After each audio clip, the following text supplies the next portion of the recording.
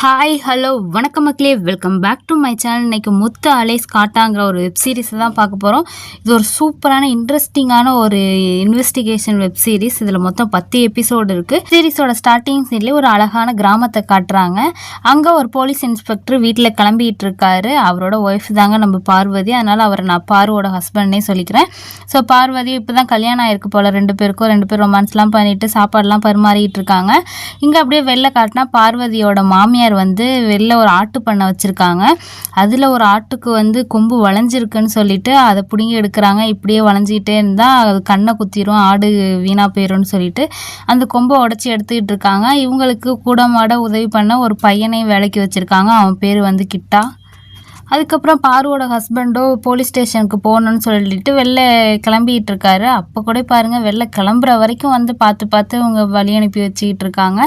இதை பார்த்து மாமியார் கோவப்பட்டு திட்டிகிட்டு இருக்காங்க. அதுக்கு சிட்டுவும், ஏன் அத்தை இப்படி நீ கோவப்பட்டு திட்டிகிட்டு இருக்க, நீ பார்த்து கல்யாணம் பண்ணி வச்ச பொண்ணு தானே அப்படின்னு கேட்க, அதுக்கு பார்வோட மாமியார் என்ன சொல்கிறாங்க, நான் பார்த்து கல்யாணம் பண்ணி வச்ச பொண்ணு தான், அதுக்குன்னு எந்நேரமாக அவனை போட்டு முந்தானையிலே முடிஞ்சு வச்சுக்கிட்டு இருக்கா, ஒரு 5 நிமிஷம் கூட விட மாட்டா அப்படின்னு சொல்லிட்டு இவங்க ஒரு பக்கம் அவங்க மனசில் உள்ள பாரத்தெல்லாம் கொட்டிக்கிட்டு இருக்காங்க. அந்த சிட்டுவோ மாமியார்கிட்ட, அதான் எனக்கு ஒரு சினையாடை கொடுத்தீங்கன்னா நானும் அந்த ஆட்டை நல்லபடியாக பார்த்துக்கிட்டு அந்த ஆடு குட்டி மேலே குட்டி போட்டு நானும் ஒரு ஆட்டு பண்ண வச்சு பெரிய ஆளாக ஆவேன்னு கேட்க, அது எப்படிடா உனக்கெல்லாம் நான் தருவேன், சினையாடெலாம் கொடுத்தா அப்புறம் வீட்டில் தரித்திரியம் ஆயிருண்டா அப்படின்னு சொல்லிட்டு அந்த அம்மா தரமாட்டேன்னு சொல்கிறாங்க. இங்கே பார்வதியோட ஹஸ்பண்டும் ஸ்டேஷனுக்கு வராரு. ஸ்டேஷன் பார்த்தா காட்டுக்கு நடுப்புற இருக்குது. இதுவே ஒரு பின்தங்கிய கிராமம். அதில் ரொம்ப தூரத்தில் காட்டுக்கு நடுப்புற ஸ்டேஷன் இருக்குது. ஒரு கேஸ் கூட இந்த 3 வருஷத்தில் இந்த ஸ்டேஷனுக்கு வந்ததில்லை. இப்போ என்னடான்னு பார்த்தா எல்லாரும் வெளில நிற்கிறாங்க. வெளில 4-5 பேர் நின்று வேடிக்கை வேற ஸ்டேஷனை பார்த்துட்டு இருக்காங்க. அப்படி என்னடா பிரச்சனை அப்படின்னு சொல்லிட்டு பார்வதியோட ஹஸ்பண்டை உள்ளே போய் பார்த்தா ஸ்டேஷனுக்குள்ளே பாம்பு பூந்துருச்சுன்னு சொல்லிட்டு பாம்பு பிடிக்கிறவரை வர சொல்லி பிடிச்சிட்டு இருக்காங்க. போலீஸ் ஆஃபீஸர்ஸ்லாம் பயந்துக்கிட்டு ஜன்னலில் நின்று வேடிக்கை பார்த்துட்டு இருக்கதை பார்த்து அந்த சைடாக போன ஒரு குடிகாரர் வந்து கிண்டல் பண்ணிட்டு போகிறாரு, பாம்புக்கே இந்த பயப்படுறீங்களேன்னு சொல்லிட்டு. சரி, இந்த ஸ்டேஷனோட இன்ஸ்பெக்டர் எங்கடான்னு பார்த்தா அவரு அந்த கபோர்டு மேலே ஏறி உட்காந்துட்டு இருக்காரு, பாம்பு வந்தால் சுட்டுடலான்னு சொல்லிட்டு. 10க்கு வேற 3 வருஷமாக கேஸ் வராதனால இந்த போலீஸ் ஸ்டேஷனை மூடிட்டு எல்லாரையும் டவுனுக்கு வேறு இடத்துல போடலான்னு இருக்காங்க போல் இந்த ஸ்டேஷனில் இருக்க ஆஃபீஸர்ஸ்லாம். ஆனால் நம்ம பார்வதியோட ஹஸ்பண்டுக்கு இந்த ஸ்டேஷனில் மூடுறதுல விருப்பமே இல்லை. ஏன்னா அவர் ஆட்டு பண்ணையெல்லாம் வேறு வச்சுருக்காரு இல்லையா.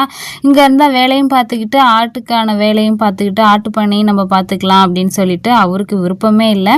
நம்ம இன்ஸ்பெக்டருக்குமே விருப்பம் இல்லை. ஏன்னா இந்த இடம் நல்லா பீஸ்ஃபுல்லாக இருக்குது. ஒரு கேஸும் வரதில்லை, ஒரு வேலையும் வரதில்லை. இங்கே ஸ்டேஷனில் கிச்சன் வச்சு வேணுங்கிற அதெல்லாம் சமைச்சு சாப்பிட்டுக்கிறாங்க, வீடு மாதிரி ஜாலியாக இருக்காங்க. அவருக்கும் இங்கேருந்து போக விருப்பம் இல்லை. அதனால பார்வதியோட ஹஸ்பண்ட் இன்ஸ்பெக்டர்கிட்ட பேசுகிறாரு, சார் நம்ம வந்து எப்படியாவது ஒரு கேஸை மட்டும் பிடிச்சிட்டு வந்துடலாம் சார், இங்கே நம்ம போய் தெருவில் விசாரிப்போம், யாராவது காசு வாங்கிட்டு கேஸுக்கு உள்ளே போகிறவங்க இருந்தால் அவங்க மேலே எதையாவது கேஸை போட்டு நம்ம ஸ்டேஷனை மூடாமல் பார்த்துக்கலாம் சார், வாங்க சார் போகலான்னு சொல்ல, இன்ஸ்பெக்டருக்கு தான் இந்த ஸ்டேஷனை மூடிட்டு வெளியூருக்கு போகிறதுல விருப்பம் இல்லை இல்லையா, இந்த இடம் நல்லா பீஸ்ஃபுல்லாக செட் ஆயிடுச்சுன்னு சொல்லிட்டு, சரி வாயா நம்ம 2 பேரும் போகலான்னு சொல்லிட்டு பார்வதியோட ஹஸ்பண்டும் இன்ஸ்பெக்டரும் வெளில போகிறாங்க. அந்த ஏரியாவில் இருக்க ஒரு வயசான பாட்டியை தான் போய் பார்க்க போயிருக்காங்க. அந்த பாட்டிகிட்ட நடந்தது எல்லாத்தையும் சொல்ல, இந்த மாதிரி ஸ்டேஷனை இழுத்து மூட போகிறாங்க, அதனால யாராவது காசு வாங்கிட்டு உள்ளே போகிற மாதிரி ஏதாவது ஆள் இருந்தால் சொல்லாத்தான்னு சொல்ல, அந்த பாட்டி ஐயோ ஸ்டேஷனை மூடிட்டா அப்புறம் உங்களுக்குலாம் வேலை போயிருமாப்பான்னு கேட்க, அதுக்கு இன்ஸ்பெக்டர் எங்களுக்கு வேலையெல்லாம் போகாது, வேறு ஸ்டேஷனில் எங்களுக்கு டியூட்டி போடுவாங்க, இங்கே இனிமேல் போலீஸ் ஸ்டேஷன் இருக்காதுன்னு சொல்ல, அந்த பாட்டி அம்மாவும் எங்கே நானும் தான் ஒரு 4-5 வருஷத்துக்கு முன்னாடி சாராயம் காய்ச்சி விற்றுக்கிட்டு இருந்தேன், நீங்கள் காய்ச்சக்கூடாதுன்னு சொல்லிட்டீங்க, இப்போ எல்லா தொழிலும் மூடி போச்சு, யாரும் அந்த மாதிரி வரதில்லையே தம்பி அப்படின்னு சொல்ல, சரின்னு இவங்களும் வெக்ஸ் ஆகி சாயங்காலம் ஸ்டேஷனுக்கு வராங்க. ஸ்டேஷனுக்கு வந்து அங்கே தான் கேஸ் அடுப்புலாம் இருக்குது இல்லையா, ஒரு நாட்டுக்கோழியை பிடிச்சி அங்கேயே சமைச்சு சாப்பிட்டு தண்ணி அடிச்சுட்டு நைட்டு போல் நம்ம பார்வதி ஹஸ்பண்டும் வீட்டுக்கு வராரு. பார்வதிக்கு அவங்க வீட்டுக்காரர் ஆடு மேய்க்கிறதுல விருப்பமே இல்லை. இவர் இப்போ ஏட்டையாக இருக்கார் இல்லையா, இவர் மேலே போஸ்டிங் பதவி வாங்கி பெரிய ஆஃபீஸராக ஆகணுங்கிறது தான் ஆசை. ஆனால் பார்வதியோட ஹஸ்பண்டுக்கோ ஆடு மேய்ச்சிக்கிட்டு பண்ணையை டெவலப் பண்ணணுங்கிறது தான் ஆசை. சும்மா பேருக்காக கவர்மெண்ட் வேலை இருக்கேன்னு சொல்லிட்டு விடாமல் போயிட்டுருக்காரு. ஆனால் பார்வதிக்கு இவங்க ஆடு மேய்க்கிறதுல விருப்பம் இல்லை. எப்படியாவது நீங்கள் இன்னும் மேலே போஸ்ட்டுக்கு போகணுமாமா அப்படின்னு சொல்லி பேசிகிட்டு இருக்காங்க.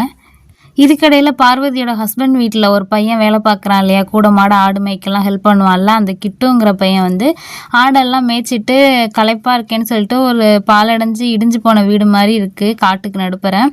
அங்கே சாராயத்தை ஒழிச்சு வச்சுருப்பான் போல், அதை குடிக்கலான்னு சொல்லிட்டு அந்த சைடாக வந்திருப்பான். அப்படி அதை குடிச்சிக்கிட்டே இருக்கும்போது ஏதோ ஒரு கழுகுங்கள்லாம் சுற்றிக்கிட்டு கத்திக்கிட்டு வட்டம் போட்டுக்கிட்டு இருக்கு. என்னடா இவ்வளோ கழுகு ஒரே இடத்துல இருக்கேன்னு சொல்லிட்டு அந்த கழுகு பறக்கிற இடத்துக்கு நம்ம கிட்டுவும் போய் பார்க்குறாரு. போய் பார்த்தா அங்கே ஒரு பையன் ஆல்ரெடி ஆடு மேய்க்க வந்த பையன் பயந்து ஓடிட்டு இருக்கான். என்னடா பார்த்தா ஏன்டா இப்படி பயந்துகிட்டே போகிறேன்னு சொல்லிட்டு கிட்டுவும் கொஞ்சம் கொஞ்சமாக கிட்ட போகிறாரு. இங்கே அதே சேம் டைமு பார்வதியும் வீட்டில் சமைச்சு கொடுத்து இவரை காலை சாப்பாடு கொடுத்துட்டு ஹஸ்பண்டை வீட்டுக்கு வேலைக்கு அனுப்பி விடுறாங்க. அப்படி பார்வதியோட ஹஸ்பண்ட் வண்டியை எடுக்கலாமேன்னு எடுக்கும்போது கரெக்டாக கிட்டுக்கு தேர்ந்து கால் வருது. கிட்டு வந்து அண்ணன் இங்கே ஒரு தலையை பார்த்தேன்னு சொல்ல இவர் பயந்து போயிடுறாரு. உடனே இன்ஸ்பெக்டருக்கு ஃபோன் பண்ணலான்னு சொல்லிட்டு இன்ஸ்பெக்டருக்கு ஃபோன் அடித்தா அவர் நைட்டே ஃபுல்லாக தண்ணி அடிச்சுட்டு இப்போ போதையில் கிடக்குறாரு. சரி நம்மளே ஸ்பாட்டுக்கு போயிடலான்னு சொல்லிட்டு கிட்டு இருக்க இடத்துக்கு போய் என்னடா பார்த்து எங்கே காட்டுடா அப்படின்னு சொல்லிட்டு கூப்பிட்டுட்டு போய் பார்த்தா வெறும் தலை மட்டும் தனியாக இருக்குது. சரின்னு கிட்டுவை போய் சுற்றி போய் வேற எங்கேயாவது பாடி கிடக்கான்னு பாருன்னு சொல்லிட்டு இவர் அங்கேயே ஒரு மஞ்சப்பை இருக்குது. அது என்னடான்னு சொல்லி திறந்து பார்க்குறாரு. ஒரு பண்டில் இருக்குது, அதுக்கு மேலே ஒரு லெட்டரும் இருக்குது. அந்த லெட்டரில் என்ன எழுதியிருக்குன்னா, என் தலையை அடக்கம் பண்ணுறவங்க இந்த பணத்தை எடுத்துக்கலான்னு எழுதியிருக்கு. உள்ளே பிரித்து பார்த்தா கட்டுக்கட்டாக பணம் இருக்குது. ஸோ இன்ஸ்பெக்டருக்கு தான் ஃபோன் அடித்து பார்த்தாரு. அவர் ஃபோனே எடுக்கல இல்லையா. அதே ஸ்டேஷனில் இருக்க இன்னொருத்தருக்கு ஃபோன் அடிக்கிறாரு. இவர் பேர் வந்து நான் ராமசாமின்னு சொல்லிக்கிறேன். ராமசாமிக்கு ஃபோன் அடித்து தகவல் எல்லாத்தையும் சொல்ல ராமசாமிக்கு எப்படியாவது இந்த ஸ்டேஷனை காலி பண்ணிவிட்டு டவுன் பக்கம் போகணுன்னு தான் ஆசை. என்னடா இது நம்ம ஸ்டேஷனை காலி பண்ணிவிட்டு போகலான்னு பார்த்தா இந்த நேரத்தில் இப்படி ஒரு கேஸ் வந்திருக்கு அப்படின்னு சொல்லி புலம்பிக்கிட்டு இருக்காரு. அப்புறமா பார்வதி ஹஸ்பண்டுக்கிட்ட நீ ஒன்றே நான் சொல்கிறத கவனி, அந்த தலை வந்து அங்கே பாதையில் ஒரு நிலக்கல் இருக்கும், அதுக்கு இந்தாண்ட சைடு மேற்கு சைடு இருக்கா வடக்கு சைடு இருக்கான்னு பாரு. ஒரு வேளை வடக்கு சைடு இருந்தால் அது நம்ம ஸ்டேஷன் லிமிட்குள்ளே வராது, பக்கத்து ஸ்டேஷனில் அந்த கேஸை தள்ளி விட்டுட்டு நம்ம காலி பண்ணிட்டு போயிடலான்னு சொல்கிறாரு. ஸோ இதை கேட்ட நம்ம பார்வதியோட ஹஸ்பண்டு ஆஹா இந்த கேஸை விட்டாச்சுன்னா கண்டிப்பாக நம்ம இந்த ஊரை விட்டு போகிற மாதிரி தான் இருக்கும், அதனால் நம்ம ஏதாவது ஒரு ஐடியா பண்ணணும்னு சொல்லிட்டு தலையை வந்து இவங்க ஸ்டேஷன் லிமிட்டுக்குள்ளே இல்லை தள்ளி தான் இருக்குது, ஆனால் அவர் அங்கேருந்து அந்த தலையை கொண்டுட்டு வந்து இவர் லிமிட்டுக்குள்ளே வர மாதிரி ஒரு இடத்துல வச்சிடுறாரு பார்வதியோட ஹஸ்பண்டு. அதே மாதிரி ராமசாமி கிட்டேயும் நம்ம ஸ்டேஷன் லிமிட்டுக்குள்ளே வர இடத்துல தான் தலை இருக்குன்னொன்னே சரின்னு உடனே எல்லாம் கிளம்பி வரோன்னு சொல்கிறாங்க. இது பாடியை தேடி போன கிட்டுவோ என்ன சார் தலையை கொண்டு வந்து இங்கே எடுத்து வச்சுருக்கீங்க, பாடியை நான் தேடி பார்த்தேன் எங்கேயும் காணும் சார்னு சொல்ல சரி தலையை நான் இங்கே எடுத்த விஷயத்த நீ யார்ட்டையும் சொல்லாத, நீ ஒரு சினையாடு வேணும்னு கேட்டுக்கிட்டு இருந்தியால அதை நான் உனக்கு தந்துடுறேன்னு சொல்ல கிட்டுவும் சரின்னு ஒத்துக்கிறான். அப்புறம் வந்து இன்ஸ்பெக்டரும் ராமசாமியும் வராங்க. வந்து பார்த்துட்டு பணம்லாம் இருக்கிறத பார்க்குறாங்க. லெட்டரில் யார் பேரையும் குறிப்பு இல்லை, பத்தாயிரத்துக்கு லெட்டரில் இவ்வளோ பணம் தான் வச்சுருக்காங்கிறதையும் எழுதலை. உடனே ராமசாமி என்ன சொல்கிறாருன்னா சார் இதில் ஒரு 2 லட்சம் இருக்குது, லெட்டர்லாம் அவன் எவ்வளோ பணம் இருக்குன்னு எழுதலை, சரி நம்ம ஏன் இதுலேருந்து கொஞ்சம் எடுத்துக்க கூடாதுன்னு சொல்ல இன்ஸ்பெக்டர் அதெல்லாம் வேணாயா தேவையில்லாமல் பிரச்சனை வரும் அப்படின்னு சொல்கிறாரு. அதுக்கப்புறம் எல்லாருக்கும் தகவல் கொடுக்க பொதுமக்களுக்கும் கொஞ்சம் கொஞ்சமாக இந்த மாதிரி விஷயம் தெரிஞ்சு எல்லாரும் இந்த இடத்துக்கு வந்துடுறாங்க வேடிக்கை பார்க்குறதுக்கு. ஸோ ஃபாரன்ஸ்டிக் டீமையும் வர சொல்லிடுறாங்க. டாக் ஸ்குவாட்லாம் வந்துடுது. டாக் ஸ்குவாட்லாம் வச்சும் பார்க்குறாங்க. பாடியை கிடைக்கல, தலை மட்டும்தான் இருக்குது, பணம் மட்டும்தான் இருக்குது. சரி இல்லாமல் ஒரு தலை மட்டும் கிடச்சிச்சு இல்லையா. ஃபாரன்ஸ்டிக் டீமுக்கு போலீஸ் ஆஃபீஸர்லாம் இன்ஃபார்ம் பண்ணிடுறாங்க. டாக் ஸ்குவாட்லாம் வந்துடுது. ஸோ வந்த டாகும் அந்த தலையை நோந்து பார்த்துட்டு கொஞ்சம் தூரம் வரைக்கும் ஓடுது. பார்த்தா அங்கே எதுவுமே தடையும் கிடைக்கல, அங்கே எங்கேயும் அலைஞ்சிட்டு அந்த டாகும் நின்றுதுன்னு விட்டுருங்க. இவங்களுக்கு எந்த தடையுமே கிடைக்கல, பாடி கூட கிடைக்கல, ஒரு ஃபிங்கர் பிரிண்ட் கூட இல்லை. என்னடா பண்ணுறதுன்னு யோசிச்சுக்கிட்டு இருக்காங்க. இப்படி நாய் பின்னாடியே போயிட்டு இருந்ததில் நம்ம இன்ஸ்பெக்டர் மட்டும் ஒன்று நோட் பண்ணுறாரு. அந்த மீன் டாலர் வந்து ரத்தக்கரையோட கிடக்கு, அதை நோட் பண்ணி அதை எடுத்து வைக்கிறாரு. அதுக்கப்புறம் வேடிக்கை பார்க்க வந்த மக்களும் கொஞ்சம் நேரம் கழித்து போயிடுறாங்க. எவ்வளோ நேரம் தான் என்ன வேடிக்கை பார்க்குறதுன்னு சொல்லிட்டு. அப்புறமா வந்த பொதுமக்களும் கொஞ்சம் கொஞ்சமாக போக ஆரம்பித்தோன்னா சரி தலையை ஸ்டேஷனுக்கு எடுத்துகிட்டு போகலான்னு சொல்லிட்டு அந்த கிட்டுவை தான் போய் ஒரு பாக்ஸ் தலையை வைக்கிற மாதிரி வாங்கிட்டு வாடான்னு சொல்ல பக்கத்தில் அதை சுற்றி அது ஒரு கிராமம் இல்லையா, பெரிய பெரிய கடையெல்லாம் இருக்காது, டீ கடையில் அந்த பிஸ்கட்லாம் வைப்பாங்க இல்லையா, அந்த டப்பாவை எடுத்துகிட்டு வராரு. சரின்னு இந்த தலையை தூக்கி உள்ளே வைங்கயான்னு சொல்லிட்டு நம்ம இன்ஸ்பெக்டர் ராமசாமி கிட்ட சொல்ல ராமசாமி ஐயோ சார் நான் இன்னைக்கு பிரதோஷம் இதெல்லாம் தொடக்கூடாது சார்னு சொல்கிறாரு. அடுத்து சேர்ந்து பார்வதியோட ஹஸ்பண்டுக்கிட்ட நீ எடுத்து வையான்னு சொல்ல சார் என்ன சார் நான்லாம் எடுத்து வைக்க மாட்டேன் சார் அப்படின்னு சொல்லிட்டு கிட்டுக்கிட்டே நீ எடுத்து வச்சிடுறா அப்படின்னு சொல்ல அவனும் சார் எனக்கு பயமாக இருக்குன்னு சொல்லி சினையாடு கேட்டியெல்லாம் வேணும்னா எடுத்து வை என்னோன்னு சரின்னு கிட்டுவும் பயந்துக்கிட்டே எடுத்து அதை டப்பாவில் எடுத்து வைக்கிறாரு. அடுத்து கிட்டுவையே நீயே தூக்கிட்டு வாடா தலையன்னு அப்படின்னு சொல்லிட்டு ஃபாரன்ஸ்டிக் டீமில் அந்த டாக்டரை போய் பார்க்குறாங்க. டாக்டர்கிட்ட தலையை கொடுத்து, சார் கொஞ்சம் போஸ்ட்மார்ட்டம் பண்ணி என்ன காஸ் ஆஃப் டெத்து சொல்லுங்கள் சார்னோன்னே டாக்டருக்கு பயங்கரம் கோவம் வந்துடுது. ராமசாமியை பார்த்து திட்டுறாரு, நீலாம் படித்து தான் போலீஸ் ஆனியாயா, அதான் தலையை தனியாக வெட்டி கொண்டு வந்து கொடுத்துருக்கான், அப்புறம் என்ன காஸ் ஆஃப் டெத்துன்ட்டு கேட்குற அப்படின்னு சொல்லிட்டு முதல்ல பாடியை தேடி பாடியும் தலையும் சேர்த்து கொண்டு வாங்க, அதுக்கப்புறம் நான் என்னன்னு பார்த்து சொல்கிறேன்னு சொல்லிட்டு போலீஸ் ஆஃபீஸர்லாம் திட்டி அந்த டாக்டர் அனுப்பி விடுறாரு. அதுக்கப்புறம் தலையை அப்புறம் ஸ்டேஷனுக்கே கொண்டு வந்துடுறாங்க. ராமசாமிக்கோ பயங்கர கோவம், சரி அந்த டாக்டர் நம்மளை இப்படி திட்டானே, அப்படின்னா நம்ம தப்பாக கேள்வி கேட்டுட்டோன்னு சொல்லிட்டு அதுக்கப்புறம் அந்த தலையை வச்சுக்கிட்டு யோசிச்சுக்கிட்டு சாயங்காலம் எல்லாம் தண்ணி அடிச்சுக்கிட்டு இருக்காங்க. ஸோ இவனை யார் கொன்னாங்கிறத நம்ம கண்டுபிடிச்சே ஆகணும்னு சொல்லிட்டு இன்ஸ்பெக்டர் இந்த கேஸில் மும்மரமாக இறங்குறாரு. நாலுலேருந்து நம்ம தீவிரமாக இந்த கேஸில் இன்வால்வ் ஆகணும்னு சொல்லிட்டு எல்லார்ட்டையும் சேஸ் போட்டுட்டு இவங்க ஜாலியாக தண்ணி அடிச்சுட்டு சிக்கன் சமைச்சு சாப்பிட்டுட்டு இருக்காங்க. ஸோ விடிஞ்சிருது அடுத்த நாள். இங்கே நம்ம பார்வதியோட வீட்டை தான் காட்டுறாங்க. அவங்க மாமியார் ஆல்ரெடி ஒரு 1000 ஆட்டுக்கு மேலே வாங்கி வச்சு பண்ண மாதிரி பண்ணிகிட்டு இருப்பாங்க. இப்போ 10த்துக்கு 2 மாடு வேறு வாங்கிட்டு வராங்க. இதை பார்த்த பார்வதிக்கு பயங்கர கோவம் வருது. அவங்க ஹஸ்பண்டுக்கிட்ட வந்து கதவை தட்டுறாங்க. அவர் குளிச்சிக்கிட்டு இருக்கார் போல், சீக்கிரம் வெளில வாயான்னு சொல்ல இவரும் குளிக்காமல் என்னடி ஏண்டி நைன்னு கதவை தட்டிகிட்டு இருக்கேன்னு வந்து கேட்குறாரு. உங்கள் அம்மா 2 மாட்டை வாங்கிட்டு வந்திருக்கு, அதுக்கப்புறம் நாளைக்கு அந்த மாட்டுக்கு என்னையே தான் சாணியால் சொல்லும், உன் பேச்சுக்கு இந்த வீட்டிலே மரியாதை இல்லை, நீ எத்தனை தடவை சொன்ன மாடெலாம் ஒன்றும் வாங்க வேணான்னு, உன் பேச்சை கேட்காம உங்கள் அம்மா வாங்கிட்டு வந்திருக்கு, என்னன்னு வந்து கேளுன்னு சொல்லிட்டு அழைச்சிட்டு போகிறாங்க. ஸோ இவரும் போய் அவங்க அம்மா கிட்ட சண்டை போடுறாரு. நான் தான் அத்தனை தடவை சொல்லி நீ யாரை கேட்டுமா மாடு வாங்கினேன்னு கேட்க, நம்ம பார்வதியோட மாமியாரும் நான் யாரடா கேட்கணும், நம்ம இவ்வளோ ஆடு வச்சுருக்கோம், எவ்வளோ பெரிய பணக்காரவங்க, நம்ம பாத்திரத்தை தூக்கிட்டு அடுத்தவங்கிட்ட பால் வாங்குறதா, நம்மளே மாடு வாங்கி வச்சு வீட்டில் பால் கறந்துக்க வேண்டியதான் அப்படின்னு சொல்கிறாங்க.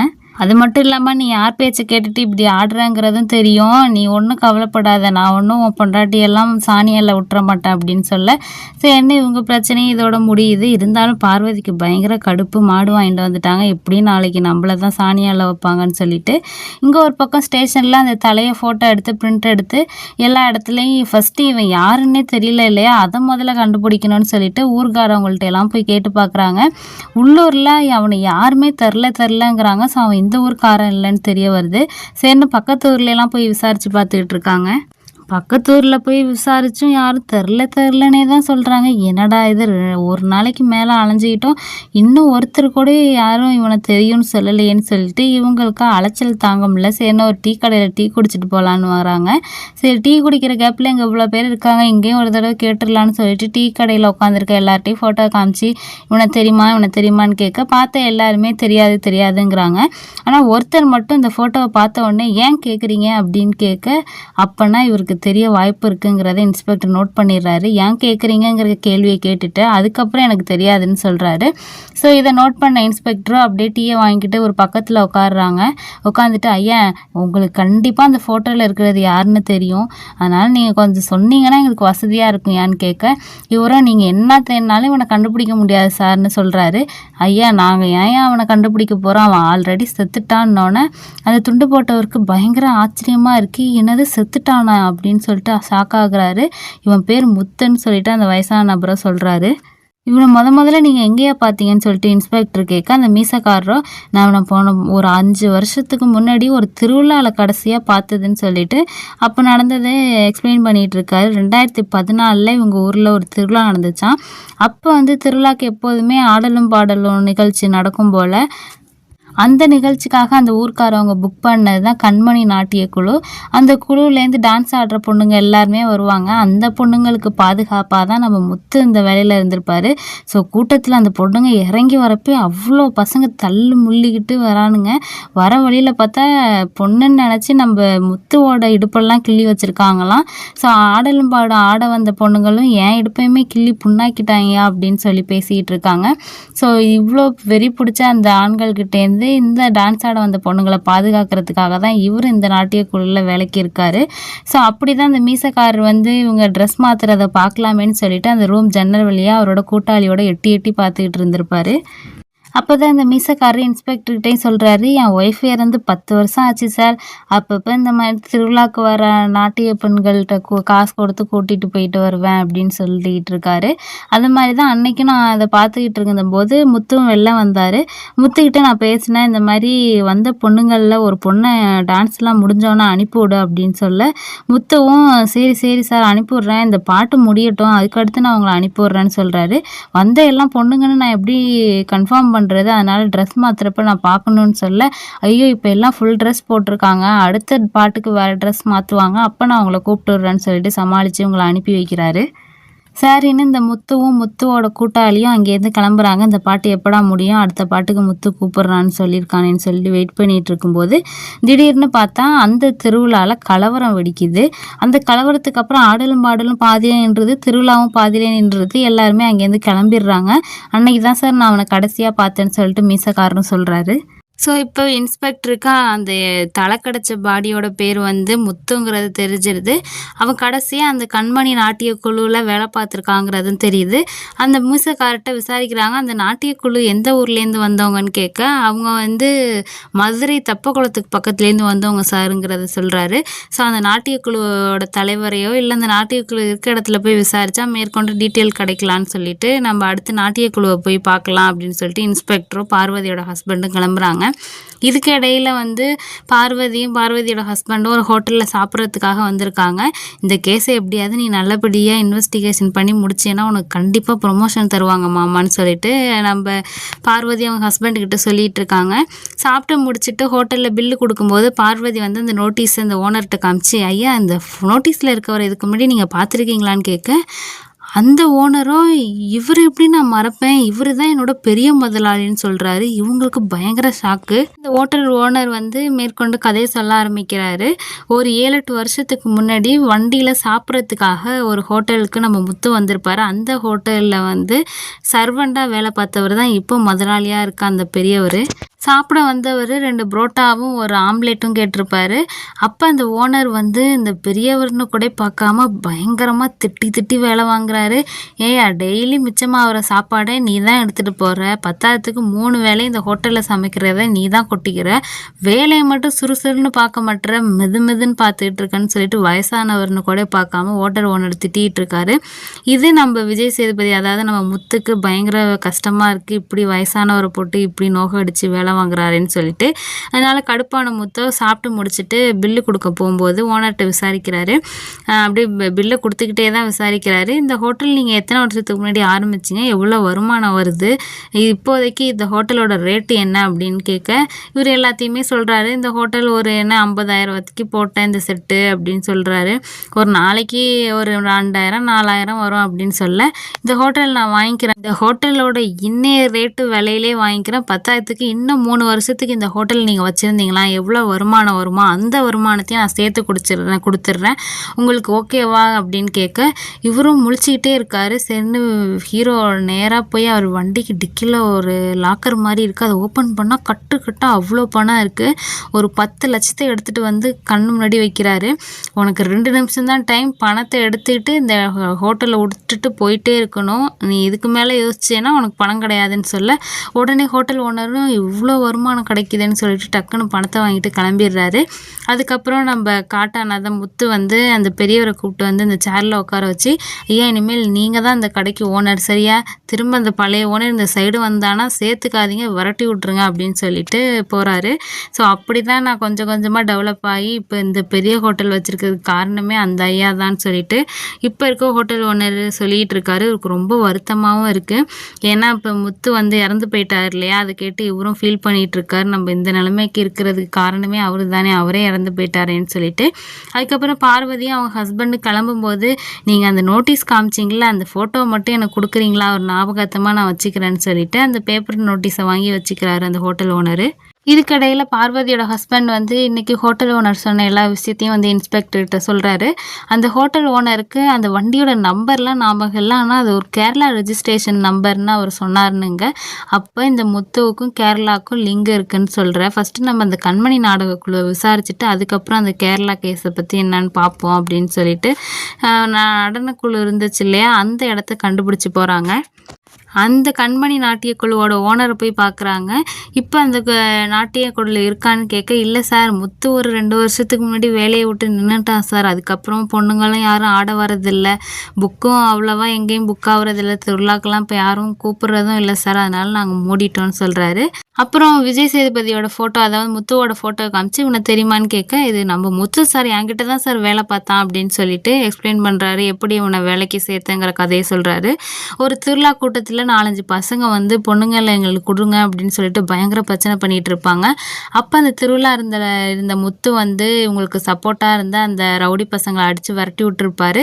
ஸோ பொண்ணுங்களுக்கு பாதுகாப்பாக இருக்கட்டுமேன்னு சொல்லிட்டு அவனை வேலைக்கு சேர்த்து தான் இந்த நாட்டிய குழுவோட ஓனர் சொல்கிறாரு. டான்ஸ் ஆடுற பொண்ணுங்கள்லாம் வந்து மேலே தான் சார் தங்கியிருந்தாங்க, கீழே என் வீடு இருந்துச்சு சார், முத்து கூட அவங்க கூட அங்கேயே தான் சார் தங்கியிருந்தான் அப்படின்னு சொல்லிட்டு அவங்க தங்கியிருந்த இடத்த போய் காட்டுறாங்க. ஸோ மேலே போய் பார்த்தா ரூம் இருக்குது. அவங்களோட பழைய திங்ஸு, ட்ரெஸ் எல்லாம் எதையுமே எடுத்துகிட்டு போகாமல் தான் வச்சுருப்பாங்க போல், எல்லாம் அங்கேயே தான் இருக்குது. இந்த பொட்டியெல்லாம் நான் திறந்து பார்க்கலாமான்னு போலீஸ் ஆஃபீஸரும் கேட்க, திறந்து பாருங்கள் சார் அப்படின்னு சொல்கிறாரு. உள்ள பொட்டியில் வந்து டான்ஸ் ஆடுறதுக்கான அந்த ட்ரெஸ் எல்லாம் இருக்குது, பத்தாததுக்கு ஃபோட்டோலாம் இருக்குது. இந்த பொண்ணு யாருன்னு கேட்டால், இதுவும் அந்த குழுவில் இருந்த பொண்ணு தான் சார், இந்த பொண்ணு பேர் சிட்டுங்கிறாரு. இன்னொரு ஃபோட்டோவில் சிட்டுக்கு பக்கத்தில் இன்னொரு பொண்ணு இருக்குது. இந்த பொண்ணு யாருன்னு கேட்டால் அது கண்மணின்னு சொல்கிறாரு. பத்தாததுக்கு நம்ம ஹீரோட ஃபோட்டோவுமே இருக்குது, இந்த ஃபோட்டோவை நான் எடுத்துக்கவா அப்படின்னு கேட்க, எடுத்துக்கங்க சார்னு சொல்ல போலீஸ் ஆஃபீஸரும் இதை எடுத்துக்கிறாங்க. ஸோ அதில் வந்து நம்ம ஹீரோ ஒரு யானை மேலே உட்காந்துருக்காரு. ஸோ இந்த யானை மேலே உட்காந்துருக்கான இந்த யானையை வச்சு அவன் இருந்த இடத்த கண்டுபிடிக்கலாமேன்னு சொல்லிட்டு ஒவ்வொரு யானைக்குமே எல்லாம் பார்க்க ஒரே மாதிரி இருந்தாலும் ஒவ்வொரு ஸ்பெஷாலிட்டி இருக்குது. இதில் யானையை ஐடென்டிஃபை பண்ணுறதுல ஒரு ஆள் எனக்கு தெரிஞ்சவர் இருக்கார், அவர்கிட்ட ஃபோன் பண்ணி கேட்போன்னு சொல்லிட்டு இன்ஸ்பெக்டர் ஃபோன் அடித்து கேட்குறாரு. இது மாதிரி என்கிட்ட ஒரு ஃபோட்டோ இருக்குது, அந்த ஃபோட்டோவில் உள்ள யானை எந்த ஏரியாவில் உள்ள யானை, அதோட ஐடென்டிஃபிகேஷன் எனக்கு கொஞ்சம் சொல்கிறீங்களான்னு சொல்ல, அவரும் நீங்கள் ஃபோட்டோ அனுப்பிவிடுங்க சார், நான் உங்களுக்கு டீட்டெயில் அனுப்புகிறேன் அப்படின்னு சொல்கிறாரு. இவருக்கும் ரொம்ப சந்தோஷம். அப்புறம் யானையோட விஜய் சேதுபதி இருந்த ஃபோட்டோவே அவங்களுக்கு அனுப்பி விடுறாங்க. அதுக்கப்புறம் ஸ்டேஷனுக்கு வந்துடுறாங்க. ஸ்டேஷனுக்கு வந்த நம்ம பார்வதியோட ஹஸ்பண்டும் ராமசாமியும் பேசிக்கிட்டு இருக்காங்க. என்னையா அது, இந்த இன்ஸ்பெக்டர் நேற்று யானையை பற்றி விசாரிக்கிறேன்ட்டு போனார், அதுக்கப்புறம் இன்னும் ஸ்டேஷன்லேயே ஆளே காணும், எங்கே இருக்காருன்னு தெரிலேன்னு பேசிகிட்டு இருக்காங்க. பத்தாயிரத்துக்கு இறந்து போனவன் என்னன்னா கண்மணி நாட்டிய குழுவில் வேலை பார்த்துருக்கான். அப்புறம் என்னன்னு பார்த்தா திடீர்னு ஒருத்தருக்கு 10 லட்சத்து காசை கொடுத்து கடையை வாங்கி கொடுத்துருக்கான். அப்புறம் யானையோட நின்று வேற ஃபோட்டோ எடுத்திருக்கான்னு சொல்லிட்டு இவன் யாருன்னே கண்டுபிடிக்க முடியலையே அப்படின்னு சொல்லிட்டு பேசிக்கிட்டு இருக்காங்க. எங்கே இன்ஸ்பெக்டர் அந்த தலை இருந்துச்சு இல்லையா, அந்த ரூமில் தலையை பார்த்துட்டே உட்காந்துருக்காரு. எப்படியாவது இவன் யாருன்னு கண்டுபிடிச்சே ஆகணும் அப்படின்னு சொல்லிட்டு.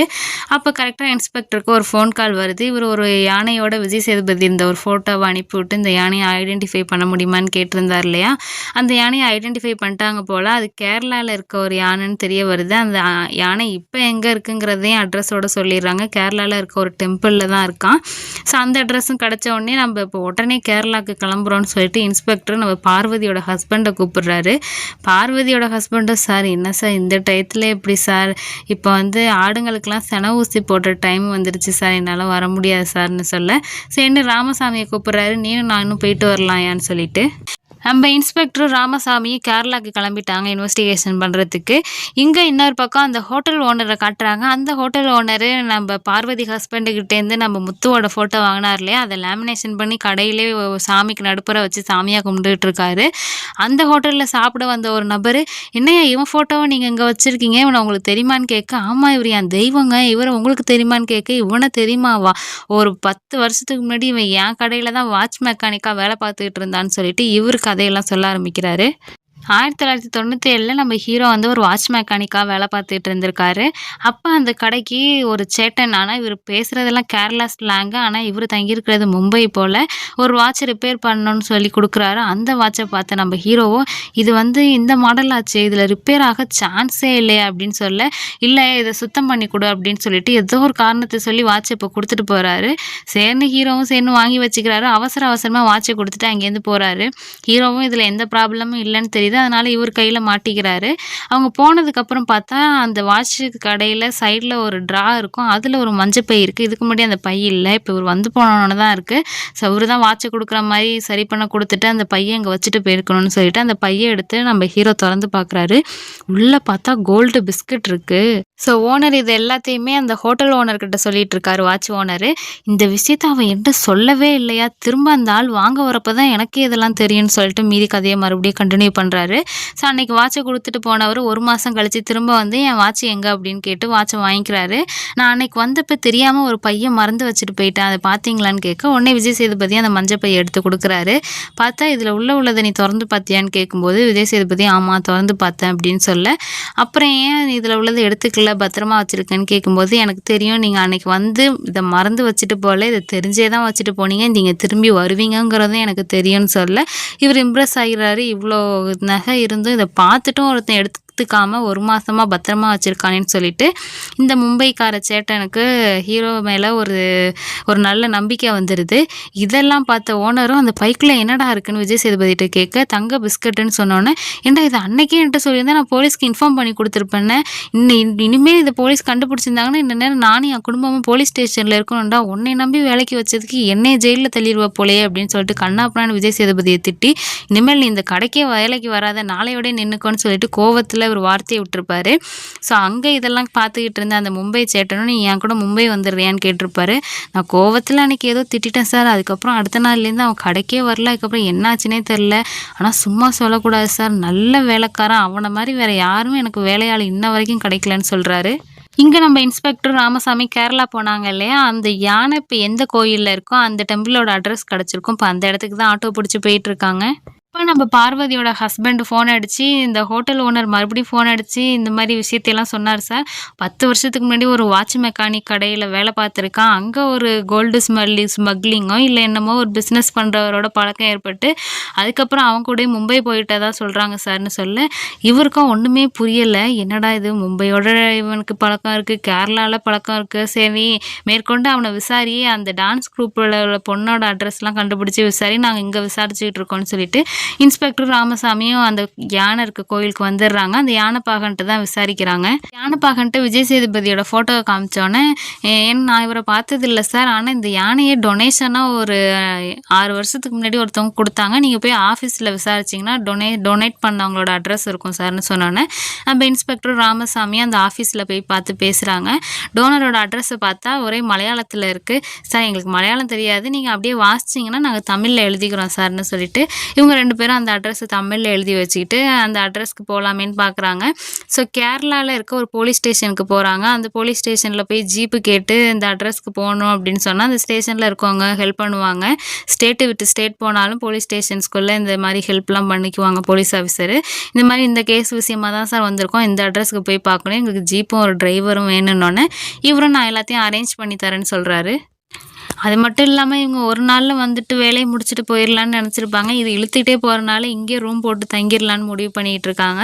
ஸோ ஜீப்பு டிரைவருக்காக வெயிட் பண்ணிகிட்டு இருக்கப்ப அங்கே வந்து போலீஸ் ஆஃபீஸரே உங்களுக்கு டீயும் கொடுப்பாரு. அப்போ கொடுக்கும்போது தான் அவர் சொல்கிறாரு, அந்த ஜீப் டிரைவர் வர ரொம்ப லேட் ஆகும் சார், அதனால் நீங்கள் போயிட்டு நாளைக்கு வாங்க. அந்த ஆர்ஃபனேஜுக்கு ஒன்றும் ஜீப்பில் போகணுன்னு அவசியம் இல்லை, இங்கே இருக்க எல்லா ஆட்டோக்காரங்களுக்கும் அட்ரஸ் தெரியும், ஆட்டோவில் கூட போயிடலான்னு சொன்னோன்னே, என்னது ஆர்ஃபனேஜா? ஆமாம் சார், நீங்கள் வாங்கியிருக்க அட்ரஸ் ஒரு ஆர்ஃபனேஜோட அட்ரஸ் தான் சொல்ல, சரின்னு இப்போ தங்குறதுக்கு ஒரு ஹோட்டலில் பிடிச்சிடலான்னு சொல்லிட்டு ஒரு ரூம் புக் பண்ணுறாங்க. ஸோ ரூமு நல்ல காஸ்ட்லியான ரூமாக புக் பண்ணுறாங்க. இவங்களுக்கு என்னென்னலாம் இங்கே செலவாகுதோ அந்த பில்லெல்லாம் பத்திரமா எடுத்து வச்சுக்க சொல்கிறாரு. இதெல்லாம் ஆஃபீஸில் கொடுத்து பில்லை கிளைம் பண்ணிடலாம், பில்லை கொடுத்து காசு வாங்கிடலான்னு சொல்லிட்டு இங்கே அப்படியே சீனை கட் பண்ணால் பார்வதியோட மாமியாரை காட்டுறாங்க. இப்போ மாடெல்லாம் வேறு வாங்கியிருக்காங்க இல்லையா, மாட்டு பண்ணை ஆட்டு பண்ணை எல்லாத்தையும் கூட்டி அள்ளி சாணியெல்லாம் இவங்க தான் அள்ளிட்டு இருக்காங்க.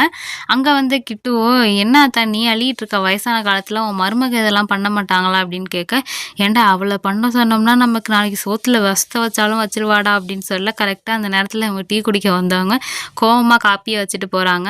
ஐயோ இவ நான் பேசுகிறதெல்லாம் காதில் வாங்கிட்டாளாடா, முன்னாடியே வந்துட்டாளான்னு மாமியார் கேட்க, ஆமாம் அத்தா முன்னாடியே வந்துட்டாங்கன்னு சொல்ல, இவங்களும் ஐயோ அப்படிங்கிறாங்க. அப்புறம் நைட்டு ஆயிடுது. பையனும் நம்ம பார்வதியோட ஹஸ்பண்டும் வீட்டுக்கு வராரு. வந்த உடனே நம்ம அம்மா வந்து பையன்கிட்ட கேட்குறாங்க, ஏன்டா அந்த கிட்டுக்கு சினையாடு தரேன்னு சொன்னியாம்ல, யாரை கேட்டுடா நீ சொன்ன, வீட்டில் இருக்க சினையாடை கொடுத்தா வீட்டு இது விளங்குமாடா, தரித்திரியமாக ஆயிடாது அப்படின்னு சொல்லி பேசிக்கிட்டு இருக்காங்க. வந்த உடனே கத்த ஆரம்பிச்சிட்டியே, கொஞ்ச நேரம் அமைதியாக இரு, நான் வீட்டுக்குள்ளே போகிறேன் அப்படின்னு சொல்லிட்டு இவர் வேகமாக வீட்டுக்கு போகிறாரு. போய் பார்த்தா பார்வதி கோவத்தோடு படுத்திருக்காங்க. என்னாச்சுடி, ஏன்டி இப்படி கோவமாக இருக்கேன்னு கேட்க, ஏன் எங்கள் குடும்பத்தை பார்த்தா என்ன சோத்துல விஷம் வைக்கிற குடும்பம் மாதிரியா இருக்குது, உங்கள் அம்மா காலைல அந்த கிட்ட சொல்லிகிட்டு இருக்காங்க நான் சோத்துல விஷத்தை வச்சிருவேன்னு. எங்கள் குடும்பம்லாம் அப்படிப்பட்ட குடும்பம் கிடையாது, உன் குடும்பம் தான் அந்த மாதிரி குடும்பம். உன் சொந்தக்காரனுக்கு ஒரு தடவை இப்படி தானே கறி குழம்புல விஷத்தை வச்சு உன் பெரியப்பாவை கொண்டாங்க அப்படின்னு சொல்ல, இதெல்லாம் எப்படி உனக்கு தெரியும்னு சொல்லிட்டு பார்வதியோட ஹஸ்பண்டு கேட்குறாரு. ஏன் இதை சொன்னதே உங்கள் அம்மா தான் அப்படின்னு சொல்ல, இவங்களுக்குள்ளே எந்த பிரச்சனை ஒன்று போயிட்டுருக்கா. அப்புறம் அடுத்த நாள் விடிஞ்சிருது. இவர் உள்ளூர்லேயே தான் இருக்கார் இல்லையா பார்வதியோட ஹஸ்பண்டு. அவர் வந்து அந்த ஃபோட்டோ எடுத்துகிட்டு இன்னும் 4-5 ஊரில் போய் விசாரிக்கிறாரு, வேறு யாருக்கையாவது விஜய் சேதுபதியை தெரியும்னு சொல்கிறாங்களான்னு பார்ப்போன்னு சொல்லிட்டு. அப்படி போகும்போது தான் ஒரு அம்மா ஆடு மேய்ச்சிக்கிட்டு இருக்கு. அந்த அம்மா கிட்ட இந்த ஃபோட்டோவில் இருக்கவரை பார்த்துருக்கீங்களாமான்னு கேட்க, அட இந்த தம்பி எனக்கு தெரியுமே, இந்த தம்பி ஆட்டுப்புழுக்க தம்பியாச்சே அப்படின்னு கேட்க, என்னது அப்படின்னு சொல்லிட்டு நம்ம பார்வதியோட ஹஸ்பண்டும் கதையை கேட்குறாரு.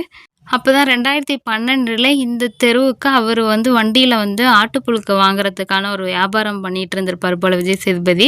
ஸோ ஆட்டுப்புழுக்கை இடக்கணக்கில் வாங்கிக்கிட்டு ஒவ்வொரு கிலோவுக்கும் இவ்வளோ காசுன்னு சொல்லிட்டு அதுக்கேற்ற பொருள் வாங்கிக்கலாம். ஸோ அந்த மாதிரி ஒரு வேலையை தான் பண்ணியிருக்காரு. ஸோ அந்த கிராமத்தில் உள்ளவங்களாம் என்னடா இது ஆட்டுப்புழுக்கைக்கு ஜாமான் வாங்கிக்கலாமான்னு சொல்லிட்டு வீட்டில் இருக்க எல்லா ஆட்டுப்புழுக்கையும் கூட்டி எடுத்துகிட்டு வந்து எடைக்கு போட்டு அவங்களுக்கு தேவையான எல்லா ஜாமானையும் வாங்கிக்கிறாங்க. இப்படியே தான் வாரத்துக்கு ஒரு தடவை அந்த தம்பி வருவாப்புல. ஒரு தடவை எங்கள் ஊரில் இருக்க ஒரு குடிகார பையன் வந்து காசு கிடைக்குமா பாட்டில் கிடைக்குமான்னு இவர்கிட்ட கேட்டிருக்காரு. இவர் தர முடியாதுன்னு சொல்ல, இந்த குடிகாரன் இந்த தம்பியை ஃபாலோ பண்ணிகிட்டே போயிருக்கப்போ தான் தெரியுது எங்ககிட்ட காலைல காசுக்கு ஆட்டுப்புழுக்கையை வாங்கி சாயங்காலம் அந்த ஏரி ஓரமாக எல்லாத்தையும் வீசிட்டு வந்திருக்காரு அப்படின்னு சொல்ல, எதுக்காக அந்த தம்பி இதை பண்ணுச்சுன்னு தெரியல, ஆனால் நல்ல மனசோட பண்ணுச்சு, எங்களுக்கு நிறையா ஜாமான் கொடுத்துச்சு அப்படின்னு சொல்லி பெருமையாக தான் பேசிகிட்டு இருக்காங்க. இங்கே அப்படியே சீனை கட் பண்ணால் கேரளாவில் இருக்க அந்த ஆர்ஃபனேஜுக்கு நம்ம போலீஸ் ஆஃபீஸர் இன்ஸ்பெக்டர் ராமசாமியும் அந்த ஏட்டையாவோட வந்துடுறாங்க. இப்போ அந்த ஆர்ஃபனேஜோட மேனேஜர் கிட்ட போய் அந்த கேரளா போலீஸ் ஆஃபீஸர் இந்த மாதிரி முத்துங்கிறவர் இதுக்கு முன்னாடி இங்கே மேனேஜராக இருந்தார் இல்லையா, அவர் இறந்து போயிட்டாராம், அவரை தேடி தமிழ்நாட்டிலேருந்து 2 போலீஸ் ஆஃபீஸர் வந்திருக்காங்கன்னொன்னே இப்போ இந்த ஆர்ஃபனேஜோட மேனேஜராக இருக்கவர் ரொம்ப வருத்தப்படுறாரு, ஐயோ முத்து இறந்துட்டாரேன்னு சொல்லிட்டு. அப்புறம் ஆஃபீஸில் வந்து உட்கார சொல்லிட்டு அவர் அந்த ஃபைல்லாம் எடுத்து காமிக்கிறாரு. நம்ம முத்து இந்த ஆர்ஃபனேஜில் மேனேஜராக இருந்தப்போ எடுத்த ஃபோட்டோஸ்லாம் கூட எடுத்து காட்டுறாரு. அந்த ஃபோட்டோஸில் நடுப்புற ஒரு ஆள் உட்காந்துருக்காரு. இது யாருன்னு கேட்க, அவர் தான் இந்த ஆர்ஃபனேஜோட ஓனரு, எங்களோட சேட்டன்னு சொல்கிறாரு. அந்த வாட்ச் கடையில் கூட நம்ம பார்த்தோம் இல்லையா, கோல்டு பிஸ்கட்டு உங்கள் கடையில் வச்சுட்டு போய் அதுக்கப்புறம் நீ என் கூட வந்துருன்னு சொல்லியிருப்பார் இல்லையா, அவர் தான் அவர் ஆர்ஃபனேஜ் கேரளாவில் வச்சுருந்துருப்பார் போல். அதுக்கு மேனேஜராக நம்ம ஹீரோ போட்டிருந்துருக்காரு. சரி, இப்போ இந்த ஆர்ஃபனேஜரோட ஓனர் எங்கே இருக்காருன்னு கேட்க, அவர் ரொம்ப வருஷத்துக்கு முன்னாடியே எங்கேயோ போனார், திரும்ப வரவே இல்லை சார். இப்போ இந்த ஆர்ஃபனேஜை நடத்துகிறது அந்த ஓனரோட ஃப்ரெண்டோட ஒய்ஃபும் தான். அந்த ஃப்ரெண்டோட ஒய்ஃப் கூட அவங்க இங்கே ஒரு ஸ்கூலில் தான் பிரின்ஸிபலாக இருக்காங்கன்னு சொல்லிட்டு அந்த ஸ்கூலோட அட்ரஸையும் கொடுக்குறாரு. சரின்னு இவர்கிட்ட பேசி முடிச்சுட்டு கீழே போனவங்க அந்த கேரளாவோட கான்ஸ்டபிள் டிரைவராக ஒருத்தர் வந்தார் இல்லையா ஜீப்புக்கு, அவர்கிட்ட பேசிகிட்டு இருக்காங்க. ரொம்ப வருஷத்துக்கு முன்னாடி இந்த ஆர்ஃபனேஜில் ஒரு பாம் பிளாஸ்ட் வேறு நடந்துச்சு சார், ஒரு கும்பல் வந்து, அது வேற எங்கள் போலீஸ் ஸ்டேஷனில் கேஸாக ரிஜிஸ்டர் ஆகிருக்கு, அந்த கேஸ் ஃபைலில் வேணால் பார்க்குறதுனா பாருங்கன்னு சொல்லிட்டு அவங்க பேசிகிட்டு இருக்கப்போ நமக்கு அந்த சீனையும் காட்டுறாங்க. 2006 இந்த ஓனருக்கு எதிரியாக இருக்க ஒரு கும்பல் வந்து இந்த இடத்துல ஒரு பாம் போட்டிருக்காங்க. அதுவும் இந்த ஆர்ஃபனேஜில் ஆனுவல் டே நடக்கிறப்ப நம்ம ஹீரோ தான் அந்த ஆனுவல் டே அப்போ ஸ்டேஜில் டான்ஸ் ஆடிட்டு இருந்த குழந்தைங்கள்லாம் போய் காப்பாற்றிருப்பார்.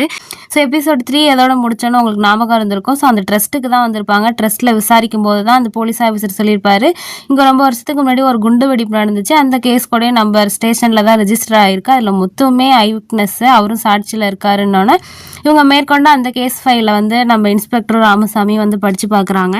நம்ம இன்ஸ்பெக்டரும் அந்த கேரளா கான்ஸ்டபிள்கிட்ட கேட்குறாரு, யார் சார் ஆர்ஃபனேஜில் வந்து பாம்பு போட்டிருப்பா அப்படின்னு சொல்லும்போது, அந்த ஆர்ஃபனேஜை நடத்துனது அந்த சேட்டன் தான். அந்த சேட்டன் தான் தமிழ்நாட்டிலேருந்து நம்ம முத்துவங்க அழைச்சிட்டு வந்து மேனேஜராக போட்டிருந்திருக்காரு. அவர் இன்னும் எக்கச்சக்க பிஸ்னஸ்லாம் பண்ணார் சார்.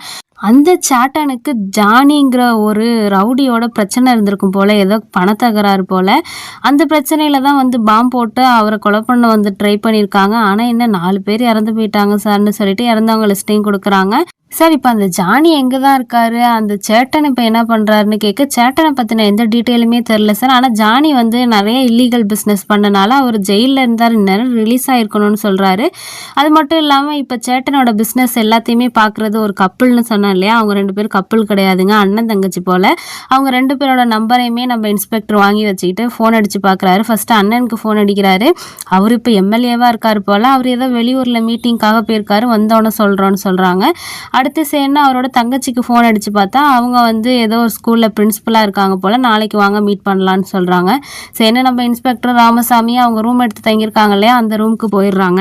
ரூமுக்கு போனோன்னே இது வரைக்கும் உங்களுக்கு கிடைச்ச தகவல் எல்லாத்தையுமே பேசி டிஸ்கஸ் பண்ணிகிட்டு இருக்காங்க. ஃபஸ்ட்டு நம்ம ஹீரோ முத்து வந்து ஒரு வாட்சு கடையில் மெக்கானிக்காக வேலை பார்த்துருக்காரு. அங்கே தான் சேட்டனோட பழக்கம் ஏற்பட்டு நம்ம முத்து மேலே நம்பிக்கை வந்து அவரை அப்படியே பாம்பேக்கு அழைச்சிட்டு போய் அவர் பிஸ்னஸ்லாம் இவருக்கு காமிச்சு இவர் நடத்துகிற ஒரு ட்ரஸ்ட்லேயே நம்ம ஹீரோவை மேனேஜராக போட்டிருந்திருக்காரு. அங்கே இவர் ஒரு ஆசையாக யானையும் வளர்த்துருப்பார் போல், அந்த யானையை நம்ம ஹீரோ தான் பராமரிச்சுக்கிட்டு இருந்திருக்காரு. ப்ளஸ் அங்கே மேனேஜராகவும் இருந்திருக்காரு. அதுக்கப்புறம் ஆட்டுப்புழுக்க வியாபாரம் பண்ணியிருக்காரு. அதுக்கப்புறம் தான் அந்த டான்ஸ் குரூப்பில் இவர் வேலைக்கு சேர்ந்துருக்காரு. அதுக்கப்புறம் என்ன ஆனார்னே தெரியலை அப்படின்னு சொல்லிட்டு இவங்க விசாரிச்சுக்கிட்டு இருக்காங்க. யார் இவனை கொண்டிருப்பாங்கங்கிறதும் தெரியலைன்னு சொல்லி யோசிச்சுக்கிட்டு இருக்காங்க இங்கே ஒரு பக்கம். இங்கே அப்படியே சீனை கட் பண்ணால் நம்ம ஊரில் இருக்க நம்ம பார்வதியோட ஹஸ்பண்டை காட்டுறாங்க. இவர் இங்கே விசாரணை பண்ணிட்டு தாங்க இருக்காரு. அந்த டான்ஸ் குரூப்பில் இருந்த ஒரு பொண்ணை மட்டும் துணி கடை வச்சிருக்கு, அப்படி ட்ரெய்லர் கடை வச்சிருக்குன்னு சொல்லியிருப்பார் இல்லையா அந்த டான்ஸ் குரூப்போட ஓனர். அந்த பொண்ணோட நம்பர் கிடச்சி அந்த பொண்ணுக்கு ஃபோன் அடித்து பேசுகிறாரு. இப்போ நீ ஃப்ரீயாக இருக்கியாம்மா, நாங்கள் வந்து உன்கிட்ட பேசணும்னு சொல்ல, என்ன சார் என்ன பிரச்சனைன்னு கேட்க, இல்லைம்மா ரொம்ப வருஷத்துக்கு முன்னாடி நீ இருந்த டான்ஸ் ட்ரூப்பில் முத்துங்கிற ஒருத்தர் வேலை பார்த்தார்ல, அவரை பற்றி தாம்மா பேசணும்னு சொல்லிட்டு இவரும் அந்த கடையோட அட்ரஸை தெரிஞ்சுக்கிட்டு அங்கே போகிறாரு. ஸோ அந்த டான்ஸ் ட்ரூப்பில் இருந்த அந்த பொண்ணு கரெக்டாக நம்ம பார்வதியோட ஹஸ்பண்ட் போகிற நேரத்தில் கடையை சாத்திட்டு வேக வேகமாக எங்கேயோ கிளம்புறா. என்னம்மா என்னை வர சொல்லிட்டு நீ இப்படி வேக வேகமாக கிளம்பிகிட்டு இருக்கேன்னு கேட்க, இல்லை சார் எங்கள் அம்மாவுக்கு உடம்பு சரியில்லைன்னு இப்போ தான் சார் ஃபோன் வந்துச்சு, அதான் வேகமாக கிளம்பிகிட்டு இருக்கேன்னு சொல்ல, சரி ஒன்றும் பிரச்சனை இல்லை, நீ நடந்து போகிற வரைக்கும் நான் அப்படியே பேசிகிட்டே வரேன், நீ சொல்லிட்டு இருமான்னு சொல்ல, ஆமாம் சார் ஏன் சார் நீங்கள் முத்துவை தேடுறீங்க, என்ன பிரச்சனைன்னு கேட்க, இல்லைம்மா கேரளாவில் ஒரு பாம் பிளாஸ்ட் நடந்திருக்கு, அதில் பார்த்த ஐ விட்னஸ்ட்டு முத்து தான், அதனால் கேரளா போலீஸை எங்கள்கிட்ட விசாரிக்க சொன்னாங்க, அதனால தான் உன்கிட்ட வந்து விசாரிக்கிறோன்னு சொல்கிறாரு.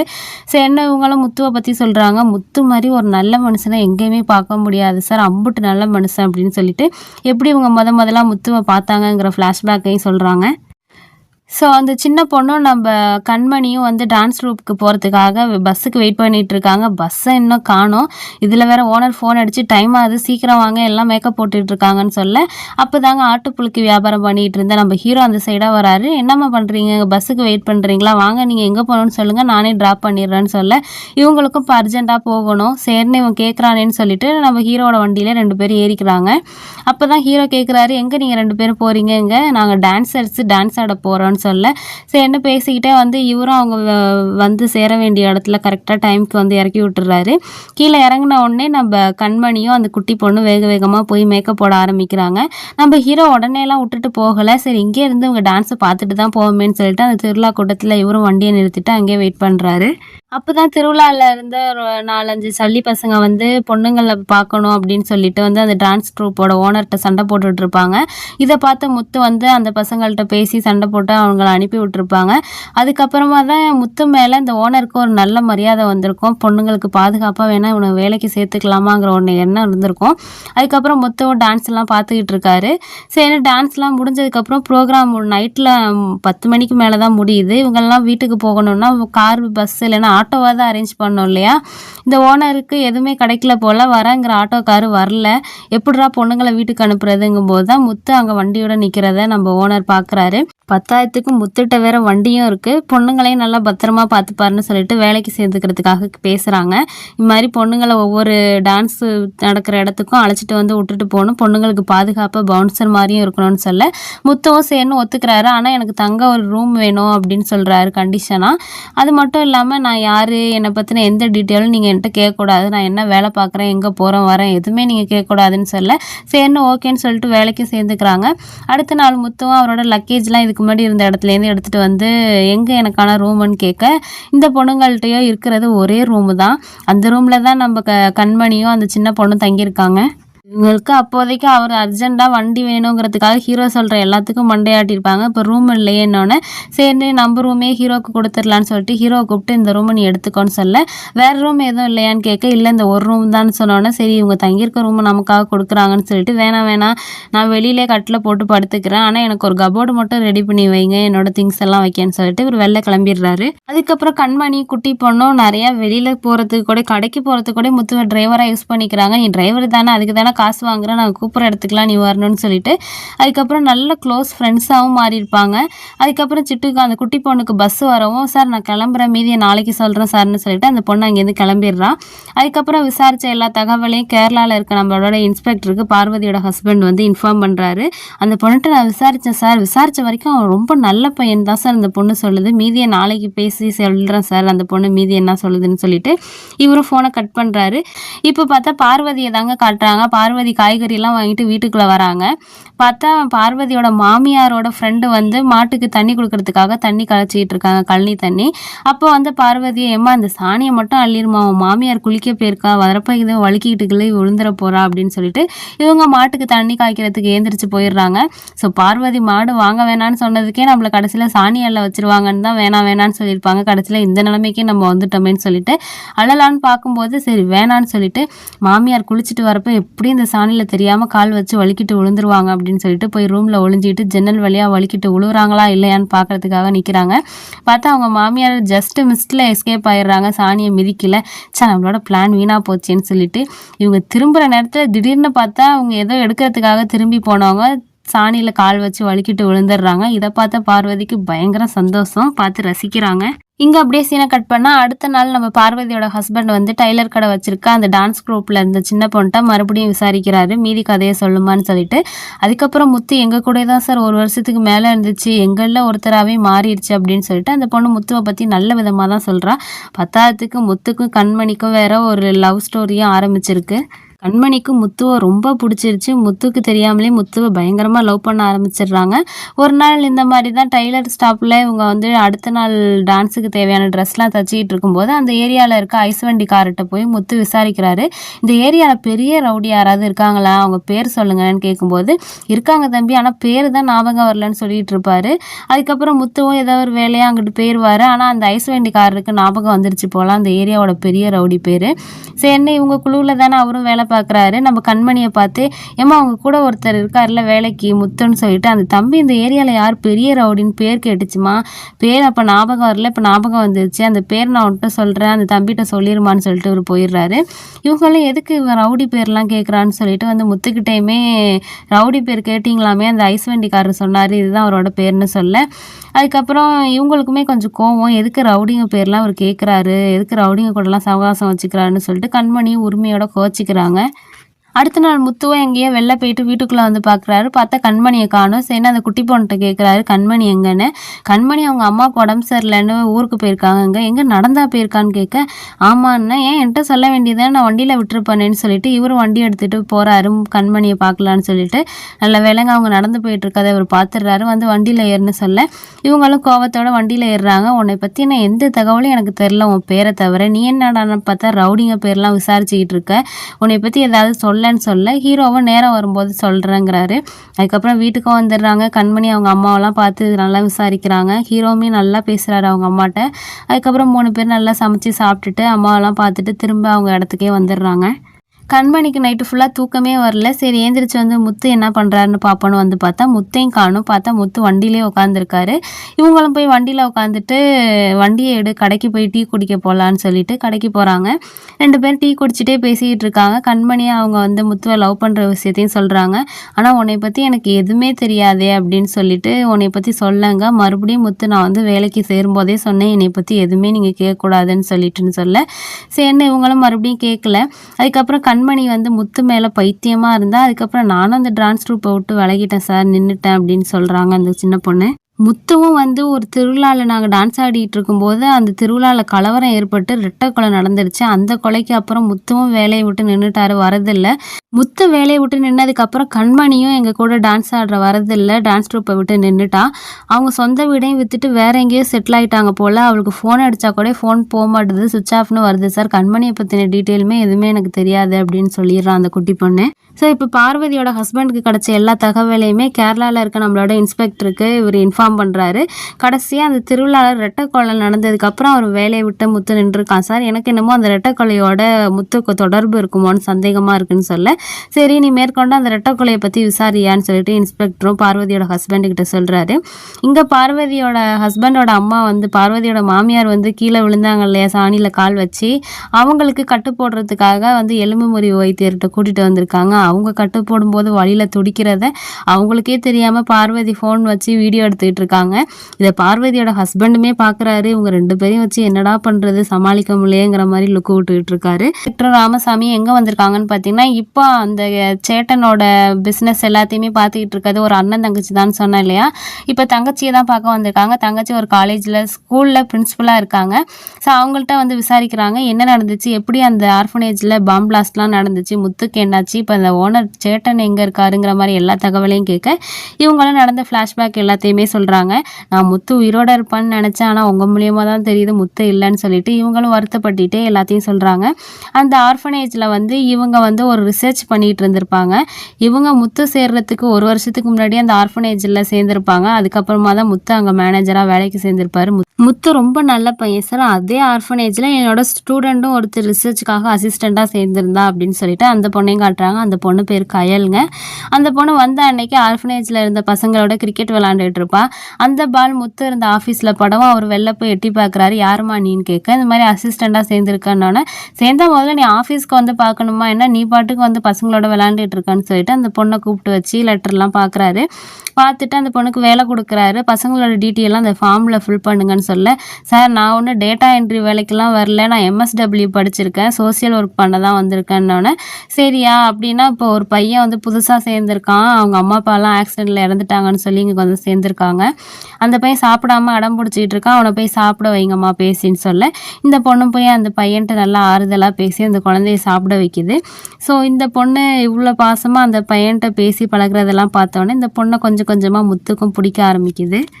அதுக்கப்புறம் பசங்களுக்கு கிளாஸ் எடுக்கிறப்ப முத்துவும் வெளில நின்று ஜன்னல்லேருந்து இவங்க எப்படி கிளாஸ் எடுக்கிறாங்கங்கிறதெல்லாம் ரசித்து பார்த்துக்கிட்டு இருக்காரு. இதை பார்த்த கையில, என்ன சார் இப்படி வெளில நின்று வேடிக்கை பார்த்துட்டு இருந்தீங்கன்னா என்னால் கம்ஃபர்டபுளாக நடத்த முடியுமான்னு கேட்க, அதுக்கு முத்துவை இல்லை மேடம் நான் அது வரைக்கும் ஸ்கூலே படித்ததில்லை, அதனால் இந்த அனுபவம் எப்படி இருக்குன்னு எட்டி பார்த்தேன்னு சொல்ல, சரி நீங்களும் வந்து கிளாஸில் உட்காருங்கன்னு சொல்லிட்டு முத்துவையும் லாஸ்ட் பெஞ்சில் உட்கார வச்சு இவங்க கிளாஸ் எடுத்துகிட்டு இருக்காங்க. முத்துவுக்குமே யாரும் இல்லை இல்லையா, அந்த பசங்களோட பசங்களாக இவரும் ஜாலியாக அங்கேயே இருக்காரு. இவரோட லைஃப் நல்லபடியாக தாங்க போயிட்டுருக்கு. இப்போ பிரின்ஸிபலாக இருக்காங்க இல்லையா, அந்த தங்கச்சி அப்போ இந்த ஆர்ஃபனேஜில் தான் ரிசர்ச்சுக்காக வந்திருப்பாங்க. ஸோ அவங்கக்கிட்ட வந்து முத்து சொல்கிறாரு, உங்களோட அசிஸ்டன்ட் ரொம்ப நல்ல பொண்ணாக இருக்காங்கன்னு சொல்ல, ஓ அப்படி போகுதா கதை அப்படின்னு சொல்லிட்டு முத்துவையும் கிண்டல் பண்ணிகிட்டு இருக்காங்க அந்த ரிசர்ச் பண்ணுற அந்த லேடியை தங்கச்சி. இப்போ இந்த கதை சொல்கிற இந்த லேடி இப்போதைக்கு பிரின்ஸிபலாக தான் இருக்காங்க இல்லையா, நான் சொன்னேன்னு உங்களை பிரின்ஸிபல்னே சொல்லிக்கிறேன். ஸோ பிரின்ஸிபல்கிட்ட முத்துவும் கேட்குறாரு, மேடம் வர திங்கக்கிழமை ஓணம் வருது, அதனால் ஓணம் சந்தியாக நம்ம ஹோம்லேயே ரெடி பண்ணலாமா சாப்பாடலான்னு கேட்க, அதுக்கு கையாலுமே எனக்குமே சமைக்க தெரியும், நானும் சமைக்க ஹெல்ப் பண்ணுறேன்னு சொன்னோன்னே எல்லாருமே சேர்ந்து ஓணம் சந்தியாக்கான சாப்பாடு ரெடி பண்ணுறாங்க. நிறைய வெரைட்டியில் சாப்பாடு செஞ்சு சாப்பிடுவாங்க இல்லையா, அந்த ஃபங்க்ஷன் தான் போல். நிறைய வெரைட்டியில் சாப்பாடெலாம் செஞ்சு பசங்களுக்கு பரிமாறுறாங்க. அந்த அப்போதைக்கு கேரளாவில் சேட்டன் அந்த பசங்களோட சேர்ந்து சாப்பிட்டுட்டு இருக்காரு. சேட்டன் நிறைய பிஸ்னஸ் பண்ணுறனால இவர் வந்து வெளியூருக்கு தான் அதிகமாக ட்ராவல் பண்ணிகிட்டு இருப்பார், எப்பயாவது தான் இந்த இடத்துக்கு வருவார். ஸோ இந்த டயத்தில் அவர் இங்கே இருக்கார், பசங்களோடையும் நல்லா சாப்பிட்டு என்ஜாய் பண்ணிகிட்டு இருக்காங்க. ஒரு நாள் பார்த்தா கயல் ஆஃபீஸ்க்கு வேலைக்கு வரல, என்னடா இதுன்னு ஹீரோவும் பொண்ணை காணுமேன்னு கயலை காணுமேன்னு தேடிட்டு இருக்கப்போ ஒரு குட்டி பையன் வந்து நேற்றே இந்த லெட்டரை அவங்கள்ட்ட கயல் கொடுக்க சொன்னாங்கன்னு சொல்ல, அதில் கயல் என்ன எழுதியிருக்காங்கன்னா, நாளைக்கு 10 மணிக்கு என் வீட்டுக்கு வான்னு சொல்லியிருக்காங்க. சரின்னு ஹீரோவும் கிளம்பி கயலோட வீட்டுக்கு போனால் கயலை பொண்ணு பார்க்குறதுக்காக ஆளுங்க வந்திருக்காங்க. இவரும் எதுக்கு இந்த டயத்தில் நம்மளை வர சொன்னான்னு தெரியாமல் இவரும் உள்ளே வந்து உட்கார்றாரு. அதுக்கப்புறம் கையில் ஜூஸ்லாம் போட்டு ரெடி பண்ணிட்டு வந்து எல்லாருக்கும் ஜூஸ் கொடுக்குறாங்க. கொடுத்துட்டு இவங்க சொல்கிறாங்க, இப்போ வந்திருக்க இந்த ஹீரோவை, அதாவது முத்துவை தான் நான் லவ் பண்ணுறேன், அவனை தான் நான் கல்யாணம் பண்ணிக்க போகிறேன்னு சொன்னோன்னே வந்தவங்களுக்கு ரொம்ப இன்சல்ட்டாக ஆயிடுது. இதை முன்னாடியே சொல்லியிருந்தால் நாங்கள் வராமல் இருந்துருப்போம்லாமா அப்படின்னு சொல்லிட்டு அவங்களும் கோச்சிட்டு வேகமாக போயிடுறாங்க. முத்துக்கே இது தெரியாது, அவருக்குமே ஷாக்கு தான். சரின்னு வீட்டில் இருக்க கயலுக்கும் அம்மா அப்பா கிடையாது, அண்ணன் அண்ணி தான், அவங்களும் ஒத்துக்கிறாங்க கயலுக்கு பிடிச்சவனே ஓகேன்னு சொல்லிட்டு. அதுக்கப்புறம் 2 பேர் லவ் பண்ண ஆரம்பிக்கிறாங்க. முத்துவை கூப்பிட்டு நம்ம கையிலும் பேசுகிறாங்க, நீ ஒன்றும் வேலைக்கெல்லாம் போகணும்லாம் அவசியம் இல்லை, நானே சம்பாரித்து உன்னை கடைசி வரைக்கும் கண் கலங்காமல் பார்த்துக்கிறேன், நீ பசங்களை பார்த்துக்கிட்டா மட்டும் போதுன்னு சொல்ல அவரும் சிரிக்கிறாரு. அதுக்கப்புறம் இவங்களோட லவ் ஸ்டோரி நல்லபடியாக தாங்க போயிட்டு இருந்திருக்கு. இப்படி முத்துவோட லைஃப் நல்லபடியாக போயிட்டுருக்கு. இந்த நேரத்தில் தாங்க அந்த ஆர்ஃபனேஜில் ஆனுவல் டே ஃபங்க்ஷன் வச்சுருப்பாங்க. அப்போ சேட்டாவும் கூட உட்காந்துருப்பாரு. இவங்க கூட ஆனுவல் டேக்கு ப்ரோக்ராமுக்கு அங்கே பிள்ளைங்களுக்கு டான்ஸு ஸ்கிட்டு எல்லாத்தையும் சொல்லி கொடுத்து மேக்கப்பும் போட்டுக்கிட்டு இருக்காங்க. அப்படியே இவங்களும் ரொமான்ஸ் பண்ணிகிட்டு இருக்காங்க. திடீர்னு பார்த்தா 4-5 அடியாளுங்க வந்து அட்டாக் பண்ண வராங்க. கொஞ்ச நேரத்துலேயே பாம்லாம் வேற போடுறாங்க. அப்போ இருந்த கையிலும் நம்ம ஹீரோ அப்புறம் வந்து இப்போ பிரின்ஸிபலாக இருந்தவங்க அப்போ கூட வந்து ரிசர்ச் பண்ணிட்டு இருந்தாங்களே எல்லாரும் வந்து அடியாளுங்கள்ட்ட சண்டை போட்டு குழந்தைங்களை காப்பாற்றிட்டு இருக்காங்க. ஸோ பாம்லாம் வேறு அங்கங்கே வெடிக்கிறனால பசங்களை ஃபஸ்ட்டு சேஃப்டியான இடத்துல கொண்டு போயிடலான்னு சொல்லிட்டு உள்ளே அழைச்சிட்டு போய் ஒரு ரூமில் பூட்டி வச்சிடுறாங்க. அப்புறம் வர அடியாளுங்களை ஹீரோ அடிச்சுக்கிட்டு இருக்காரு. கையல் கூட பார்த்துன்னு சொல்லி ஹீரோவை பாதுகாத்துக்கிட்டு இருக்காங்க. திடீர்னு பார்த்தா பாம் போடுறது இல்லை, ஒரு பாம் கையல் நின்றுட்டு இருந்த இடத்துல போட்டு கையல் ஆன் த ஸ்பாட்லேயே இறந்து போயிடுறாங்க. ஹீரோக்குமே கொஞ்சம் அடிபட்டிருக்கும். அதுக்கப்புறம் தான் போலீஸ்க்கு இன்ஃபார்ம் பண்ணி போலீஸ்லாம் வந்திருப்பாங்க. வந்து அட்டாக் பண்ண ஆளுங்களும் ஓடி போயிருப்பாங்கன்னு சொல்ல, சரி யார் தான் மேம் வந்து அட்டாக் பண்ணதுன்னு சொல்லிட்டு நம்ம இன்ஸ்பெக்டர் இப்போ இருக்க பிரின்ஸிபல்கிட்ட கேட்க, அது வந்து சேட்டனுக்கு உள்ள எதிரி சார், ஏதோ அவங்களுக்குள்ள பணத்தகராறு இருந்திருக்கு போல், சேட்டன் பணம் தர முடியாதுன்னு சொன்னனால அட்டாக் நடந்திருக்கு அப்படின்னு சொல்கிறாங்க. இப்போ முத்துவை தான் காட்டுறாங்க. கேரளாவில் முத்துக்கு ஒரு க்ளோஸ் ஃப்ரெண்டும் இருக்கார் பாபுன்னு சொல்லிட்டு. இவரும் சேட்டனோட ஆஃபீஸில் தான் வேலை பார்த்துட்டு இருக்காரு அந்த ஆர்ஃபனேஜில். இவங்க 2 பேரும் நல்லா ஜாலியாக பேசிட்டு க்ளோஸாக இருக்காங்க. இவருக்கு இப்போதைக்கு க்ளோஸ் ஃப்ரெண்டுனா பாபு தான். அப்படியே சீனை கட் பண்ணி ப்ரெசென்ட்டில் தமிழ்நாட்டில் காட்டுறாங்க. பார்வதியோட ஹஸ்பண்ட் ஸ்டேஷன்லேருந்து வீட்டுக்கு வராரு மதியானம் சாப்பாட்டுக்கு. பார்த்தா ஒய்ஃபு பேசிகிட்டு இருக்க சவுண்டு கேட்குது. ஒரு வாசல் வழியாக போகாமல் கொள்ளையில் நின்று தான் ஒய்ஃப் பேசிகிட்டு இருக்காங்க ஃபோனு. சரின்னு போய் பார்த்தா ஒய்ஃபு அவங்க அம்மாவுக்கு கட்டு போடும்போது அவங்க வழியில் கத்துறத வீடியோ எடுத்தாங்க இல்லையா, அதை வந்து அவுட் பண்ணியிருக்காங்க. யூடியூப்லேயும் இன்ஸ்டாகிராம்லேயும் போட்டிருக்காங்க போல். அதுக்கு எக்கச்சக்கமான லைக் வியூஸ்லாம் வந்திருக்குன்னு சொல்லிட்டு இருக்காங்க.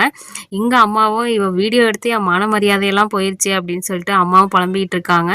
இவரும் பார்வதியை கண்ணாப்பினான்னு திட்டிட்டு ஏண்டி இப்படி பண்ணுறேன்னு சொல்லிட்டு கோவத்தோட வீட்டுக்கு போகிறாரு. அப்புறம் அப்படியே ஆஃபீஸ்க்கும் வந்துடுறாரு. வீட்டில் இவங்க 2 பேர் தொல்லை தாங்க முடியேன்னு சொல்லிட்டு அங்கேயே தாங்க படுத்திருக்காரு போலீஸ் ஸ்டேஷன்லேயே.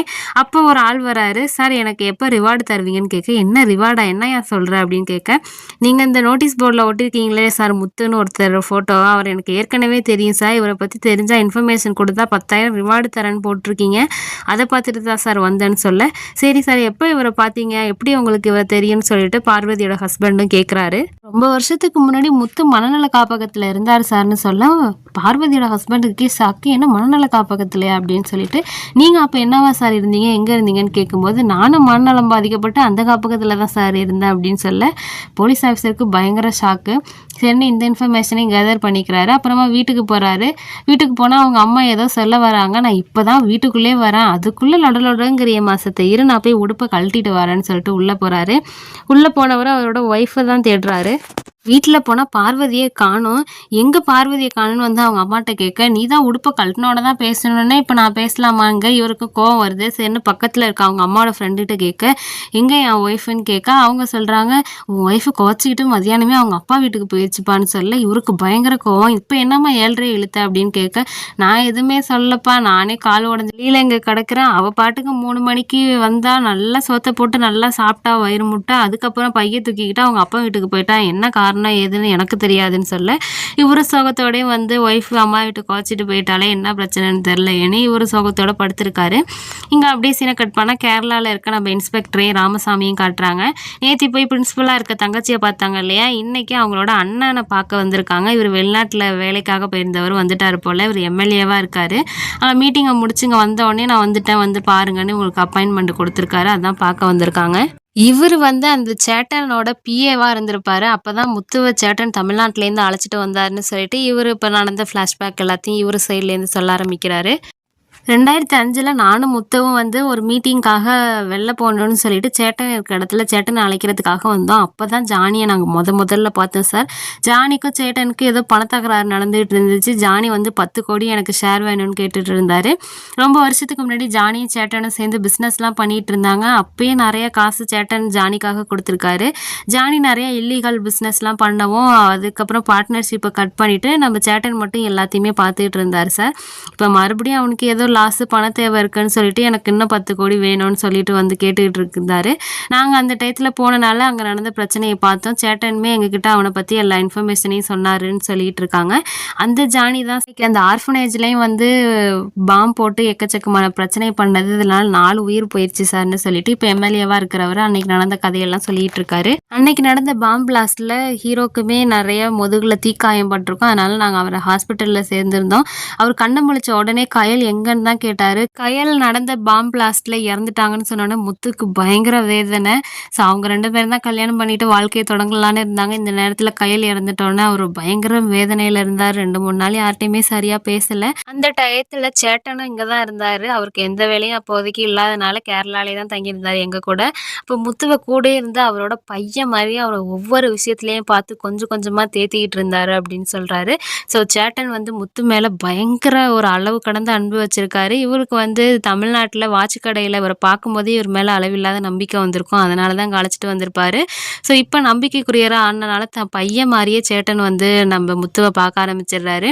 முத்துவுமே கொஞ்சம் கொஞ்சமா கயல் இறந்ததுலேருந்து வெளில வராங்க. சேட்டன் கூட நல்லா க்ளோஸ் ஆயிடுறாரு. சேட்டன் தான் இனிமேல் நம்மளோட உலகம், நமக்கு எல்லாமே அவர் தாங்கிற மாதிரி ஹீரோ அவரோட மனசை மாற்றிக்கிட்டு சேட்டன் கூட இருந்திருப்பாரு. சேட்டன் வந்து ஆசையாக ஒரு யானையும் வளர்த்துருப்பாரு. அந்த யானை கூட நல்ல ஹீரோ க்ளோஸ் ஆகி அது கூட தான் டைம் பாஸ்லாம் பண்ணிட்டு இருப்பாரு. இப்படி இருக்கும்போது தான் ஆர்ஃபனேஜில் நடந்த பாம் பிளாஸ்ட்டை வந்து கேஸாக ஃபைல் பண்ணியிருப்பாங்க இல்லையா. அதுக்கப்புறம் போலீஸ் ஆஃபீஸர் அவனை பிடிச்சி விசாரிக்கும் போது அவன் இன்னும் நிறைய எக்கச்சக்கமான இல்லீகல் பிஸ்னஸ்லாம் பண்ணது தெரிய வந்து அவனை ஜெயிலில் போட்டுறாங்க. ஜெயிலில் இருந்துக்கிட்டே சேட்டனை கொலை பண்ணுறதுக்கு ஆள் ரெடி பண்ணியிருக்காங்கங்கிற இன்ஃபர்மேஷன் சேட்டனுக்கு தெரிஞ்சு நேராகவே போய் அவன்கிட்ட பேச பார்த்துருக்காரு. நம்மளோட ஈகோ பிரச்சனைனால மேலும் மேலும் நம்ம வந்து பிரச்சனையை வளர்த்துக்கிட்டே போக வேணாம், இதோட நிறுத்திடலாங்க. அதெல்லாம் நான் நிறுத்த மாட்டேன், உன்னை கொன்னாதான் என்னோட ஆத்திரம் அடங்குன்னு சொல்லிட்டு ஜானி அப்பயே பேசியிருப்பாரு. அதுக்கப்புறம் கொஞ்ச நாள் கழிச்சு சேட்டன் என்ன நினச்சாருன்னு தெரில. அவர் பண்ண நிறைய பிஸ்னஸை விற்றுட்டு பணத்தையெல்லாம் நாங்கள் கடல் வழியாக கொண்டுட்டு வந்தோம். எல்லாமே பிளாக்லாம் நினைக்காதுங்க, எல்லாமே ஒயிட் பணம் தான். நம்ம ஆன் ரோடு வழியாக கொண்டுட்டு வந்தால் நிறைய கமிஷன் கொடுக்க வேண்டியது இருக்கும். கொண்டு வந்த பணத்தில் பாதி போயிடும்னு சொல்லிட்டு தான் சார் நாங்கள் வந்து கப்பல் வழியாக அந்த பணத்தை கொண்டு வந்தோம்னு சொல்கிறாரு. ஸோ கொண்டு வந்த பணத்தையெல்லாம் அந்த ஆர்ஃபனேஜில் இருக்க ஒரு இடத்துல தான் அடுக்கி வச்சுருப்பாங்க. சேட்டனுக்கு வந்து காட்டுக்கு நடுப்புற ஒரு ப்ரைவேட் பங்களா இருக்குது. அந்த பங்களாவில் ஒரு நாள் நைட்டு எல்லாரையும் எங்களெல்லாம் வர சொன்னார். வந்தவர் ஜானி வந்து என் மேலேயும் முத்து மேலேயும் பயங்கர வெறியோடு இருக்கான். எங்கள் 2 பேரையும் கொன்னே ஆகணுங்கிற மாதிரி துடிக்கிறான். அதனால் அவனை சும்மா விட்டால் நமக்கு நாளைக்கு பிரச்சனை தான் வரும். அதனால் நான் எப்படியாவது அவனோட பிரச்சனையை முடித்து அவனை தீர்த்து கட்ட பார்க்குறேன் அப்படின்னு சொல்லிட்டு அந்த விஷயமா நான் வெளியூர் போகிறேன் அப்படின்னு சொல்லிட்டு தான் போயிருப்பார். அது வரைக்கும் நீங்கள் எல்லாத்தையும் பார்த்துக்கங்க. இப்போதைக்கு நான் விற்றுக்கு நிறைய பணம் கொண்டு வந்து வச்சுருக்கேன் இல்லையா, அது எல்லாமே உங்களுக்கு தான். நீங்கள் எல்லாம் ஷேர் போட்டு எடுத்துக்கங்க. நாளைக்கு பின்ன எனக்கு எது ஆனாலும் நீங்கள் யாரும் கவலைப்படாதீங்க, நீங்கள் ரன் பண்ணிகிட்டே இருங்க, பிஸ்னஸ் ஆர்ஃபனேஜ் நடந்துக்கிட்டே இருக்கணும்னு சொல்கிறாரு. அது மட்டும் இல்லாமல் சேட்டனுக்கு கல்யாணம் ஆகலை, அவருக்குன்னு குடும்பம் யாருமே இல்லை, அவருக்காக இருக்கவங்கள தான் அவர் குடும்பமாக பார்க்குறாரு. அதனால தான் பணத்தை நீங்கள் பிரித்து எடுத்துக்கங்கன்னு சொல்லியிருப்பாரு. அதுக்கப்புறம் போன சேட்டன் திரும்ப வரவே இல்லை சார். சேட்டன் போனதுக்கப்புறம் நம்மளோட முத்துவுமே நான் சொந்த ஊருக்கு போகிறேன்னு சொல்லி கிளம்பிட்டாரு. அதுக்கப்புறம் முத்து இறந்துட்டாருன்னு நீங்கள் சொல்லி தான் எனக்கே தெரியும்னு சொல்ல, சரி சார்னு சொல்லிட்டு நம்ம இன்ஸ்பெக்டரும் ராமசாமியும் கிடச்ச தகவல்லாம் நோட்ஸாக எடுத்துக்கிட்டு அங்கேருந்து கிளம்புறாங்க. அப்போ ராமசாமிக்கு ஒரு ஃபோன் வருது. இதுக்கு முன்னாடி ஒரு ஆர்ஃபனேஜில் வந்து நம்ம முத்து மேனேஜராக இருந்தாருன்னு சொன்னேன் இல்லையா, இப்போதைக்கு கரண்ட் மேனேஜராக இருக்கவர் ஃபோன் அடிக்கிறாரு. தமிழ்நாட்டிலேருந்து ஒரு பொண்ணு முத்துவை தேடி வந்திருக்காங்க சார் ஆர்ஃபனேஜுக்கு, நீங்கள் வாங்கன்னு கூப்பிடுறாரு. இப்போதைக்கு மீனாவை காட்டுறாங்க. மீனா வந்து வீட்டில் தனியாக இருக்கும்போது ஒரு பையன் முத்து எங்கன்னு சொல்லிட்டு ஒரு ஆள் உள்ளே தேடிட்டு வராரு. முத்தெல்லாம் இங்கே இல்லை, முதல்ல கிளம்புன்னு சொல்லிட்டு அந்த ஆளை வெளில அனுப்புகிறாங்க. பார்த்தா முத்துவை வெளில நின்று பேசிக்கிட்டு இருக்காரு. சரி முத்து வீட்டுக்கு வந்தோன்னா அந்த யாருன்னு அந்த ஆளுன்னு கேட்கணும்னு சொல்லிட்டு இவங்களும் வெயிட் பண்ணிட்டு இருந்தா முத்து ஆளே காணும். நைட் ஆயிடுது. நைட்டு தான் வராரு. வந்தவர் சட்டையெல்லாம் கரையாக இருக்குது, கிழிஞ்சு இருக்குது. எங்கே போன நீன்னு, உன்னை தேடி ஒருத்தன் வீட்டுக்கு வரான், நீ என்னன்னா சட்டையெல்லாம் கிழிஞ்சு வர, என்ன நடக்குது, எதையுமே என்கிட்ட நீ சொல்ல மாட்டேன்னு சொல்லிட்டு சண்டை போடுறாங்க. அதுக்கு முத்துவா, நான் வேலைக்கு சேரும்போதே சொல்லிட்டேன், என்னை பற்றி நீ எதுவும் கேட்கக்கூடாது, நான் எங்கே போகிறேன் எங்கே வரேன்னு எதுவும் கேட்கக்கூடாதுன்னு சொல்லிட்டேன் அப்படிங்கிறாங்க.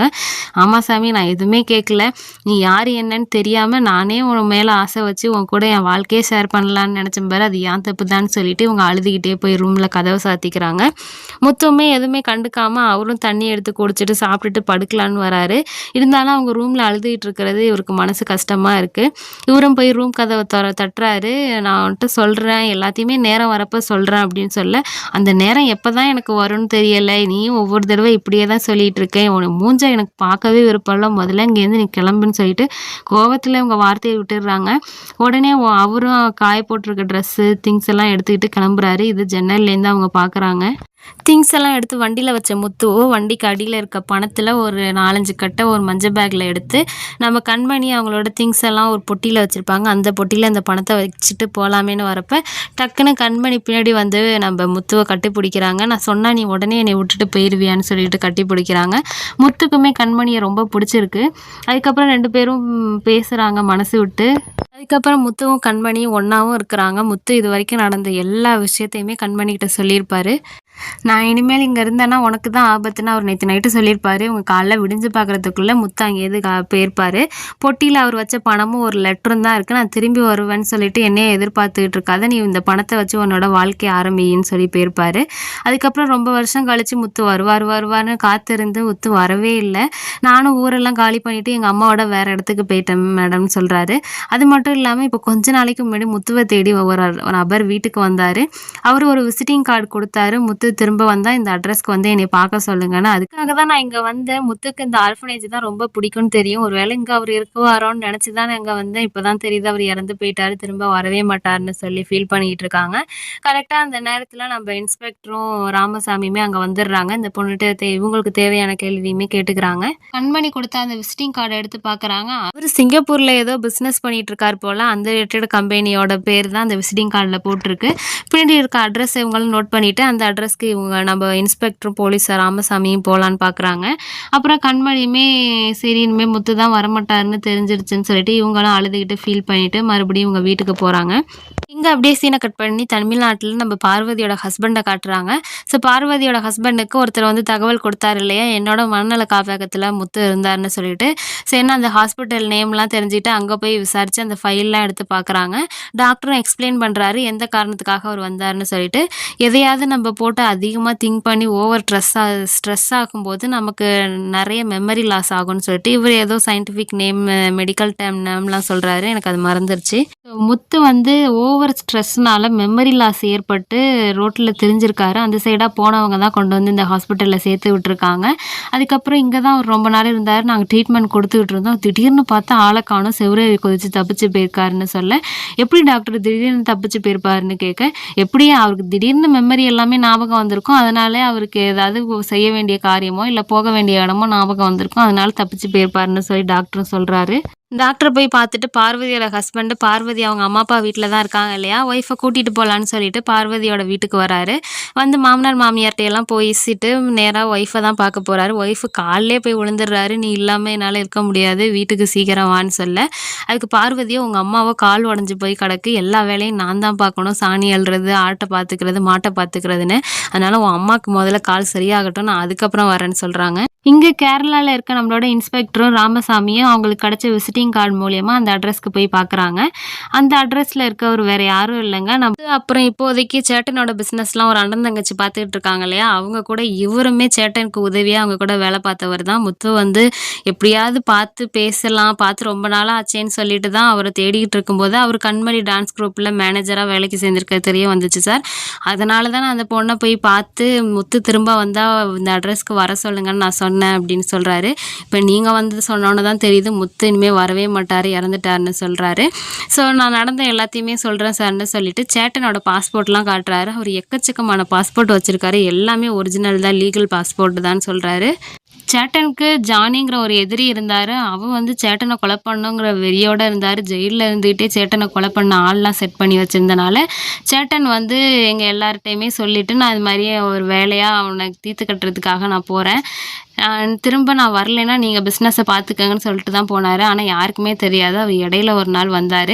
எங்கள் எல்லாரையுமே ஃபோன் பண்ணி ஏர்போர்ட்டுக்கு பிக் பண்ண வர சொன்னார். நாங்களும் பிக் பண்ணிவிட்டு நேராக அந்த காட்டில் ஆள் நடமாட்டமே இல்லாத ஒரு தனி பங்களா அவருக்கு இருக்குது, அங்கே தான் வந்தோம். வந்து அவரோட இப்போதைக்கு இருக்க லேண்டு, பிஸ்னஸ், ஆர்ஃபனேஜ் எல்லாத்தையுமே எங்கள் பேருக்கு மாற்றினார். இனிமேல் நீங்கள் தான் அதை பார்த்துக்கணும். நான் எவ்வளோ நாள் உயிரோடு இருப்பேன்னு தெரில. அவன் என்னை கொலை பண்ணுறதுக்கு நிறைய இடத்துல எல்லா இடத்துலையுமே ஆள் செட் பண்ணி வச்சுருக்கான், என்னையும் முத்துவையும் கொலை பண்ணுறதுக்கு. பண்ணுறதுக்குன்னு சொல்கிறாரு.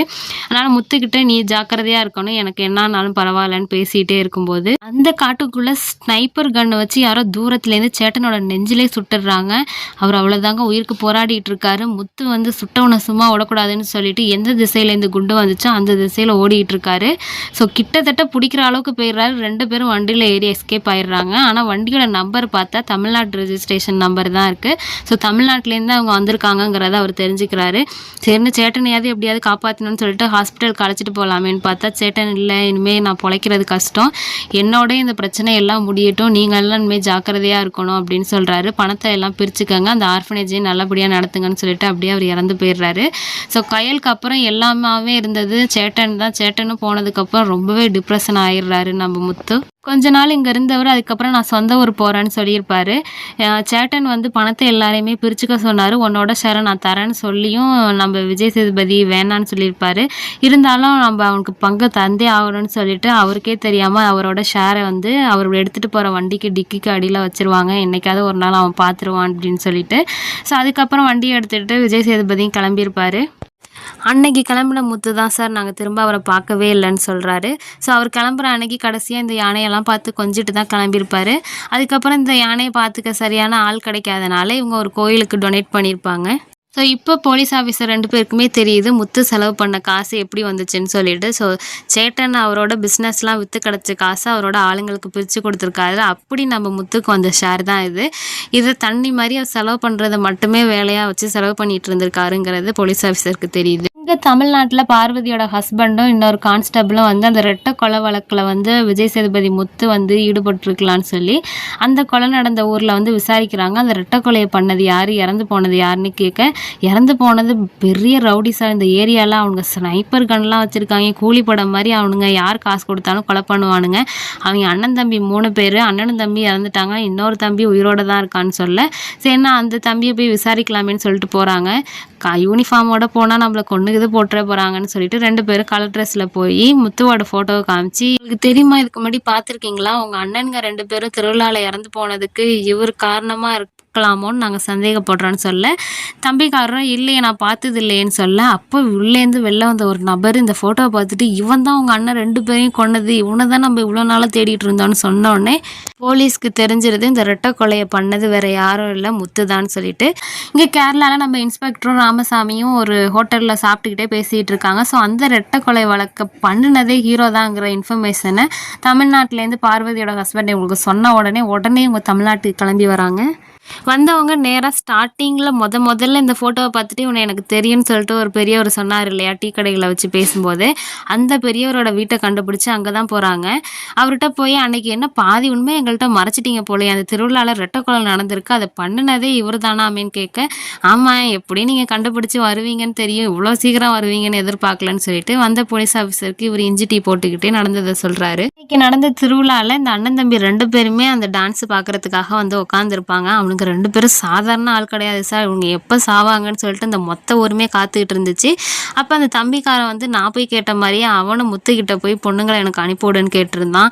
நான் அதை பார்த்துட்டு முத்துக்கிட்ட போய் நான் தான் ஃபஸ்ட்டு கேட்டேன், எனக்கு அனுப்பு, அவனுங்களுக்கு அனுப்பாத, பொண்ணுங்களை தின்றுவானுங்க, பயங்கர மோசமானவனுங்க, கொலைகார பசங்க, யார் காசு கொடுத்தாலும் எல்லாரையும் கொல்லுவானுங்க, ஸ்னைப்பர் கன்னெல்லாம் வச்சுருக்கானா அவன் அப்படின்னு சொல்லி முத்துக்கிட்ட எல்லாத்தையுமே அவர் சொல்லியிருப்பார்.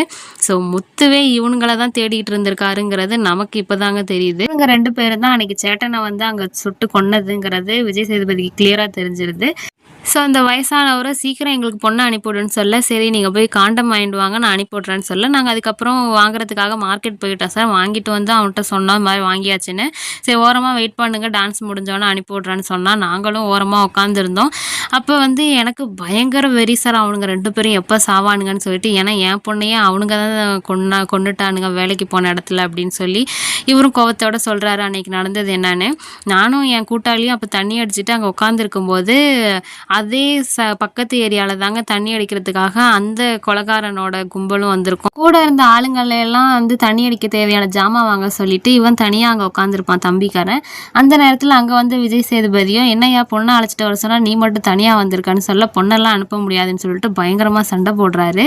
அப்போ தாங்க தெரியுது நீ கொன்னது என்னோட சேட்டனடா, அதுக்காக தான் நான் பழிவாங்க வந்திருக்கான்னு சொல்லிட்டு இந்த தம்பிக்காரனை கொடூரமாக அடிச்சே சாகடிக்கிறாரு. இதை தூரத்துலேருந்து அந்த வயசான நபரும் பார்க்குறாரு.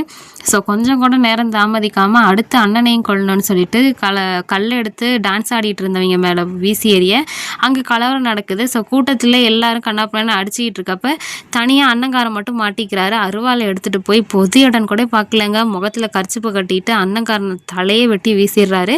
இதையுமே நான் பார்த்தேன். அவன் காசுக்காக கொலை பண்ண மாதிரி தெரில, இவங்களை கொலை பண்ணுங்கிற வெறியில் அவன் இருந்தான். அவன் கண்ணில் நான் அந்த வெறியை பார்த்தேன் சார்னு சொல்லிட்டு இவரும் அன்னைக்கு நடந்ததை சொல்கிறாரு. அவனுங்க 2 பேரும் செத்ததில் எனக்கும் சந்தோஷம், இந்த ஊர்க்காரவங்களுக்கும் சந்தோஷம். அதனால தான் இந்த விஷயத்த நான் அவங்கள்ட்ட சொல்லலை, நீங்களே கண்டுபிடிச்சி வந்தனால தான் நான் இப்போ எல்லாத்தையும் சொல்கிறேன்னு சொல்லிட்டு அந்த பெரியவரும் சொல்லிட்டு இருக்காரு. ஸோ சேட்டனை கொண்டவங்களை பழி வாங்குறதுக்காக தான் கேரளாலேருந்து இவர் சொந்த ஊருக்கு போகிறேன்னு போய் சொல்லிட்டு இங்கே வந்து ஊராக தேடிட்டு இருந்திருக்காரு அவனுங்களை அப்படின்னு சொல்லிட்டு போலீஸ் ஆஃபீஸருக்கு தெரியும். ஃபைனல் எபிசோடு தான் பார்க்க போகிறோம், 10th எபிசோடு. ஸ்டார்டிங் சீன்லேயே முத்து மஞ்சள் பை நிறையா பணத்தை எடுத்துகிட்டு வந்து ஒரு ஆளை பார்க்குறாரு. அவர் வந்து நான் இப்போ எல்லாம் அந்த தொழில் பண்ணுறது இல்லைப்பா, நான் விட்டுட்டேன்னு சொல்ல, எனக்காக இதை மட்டும் பண்ண உனக்கு எந்த பிரச்சனையும் வராது, நான் கேரண்டின்னு சொல்கிறாரு. சரின்னா அவரும் ஒத்துக்கிட்டதுக்கப்புறம் கையில் கொஞ்சம் பணத்தை கொடுத்து இதை நீ வச்சுக்கண்ணா அப்படின்னு சொல்கிறாரு.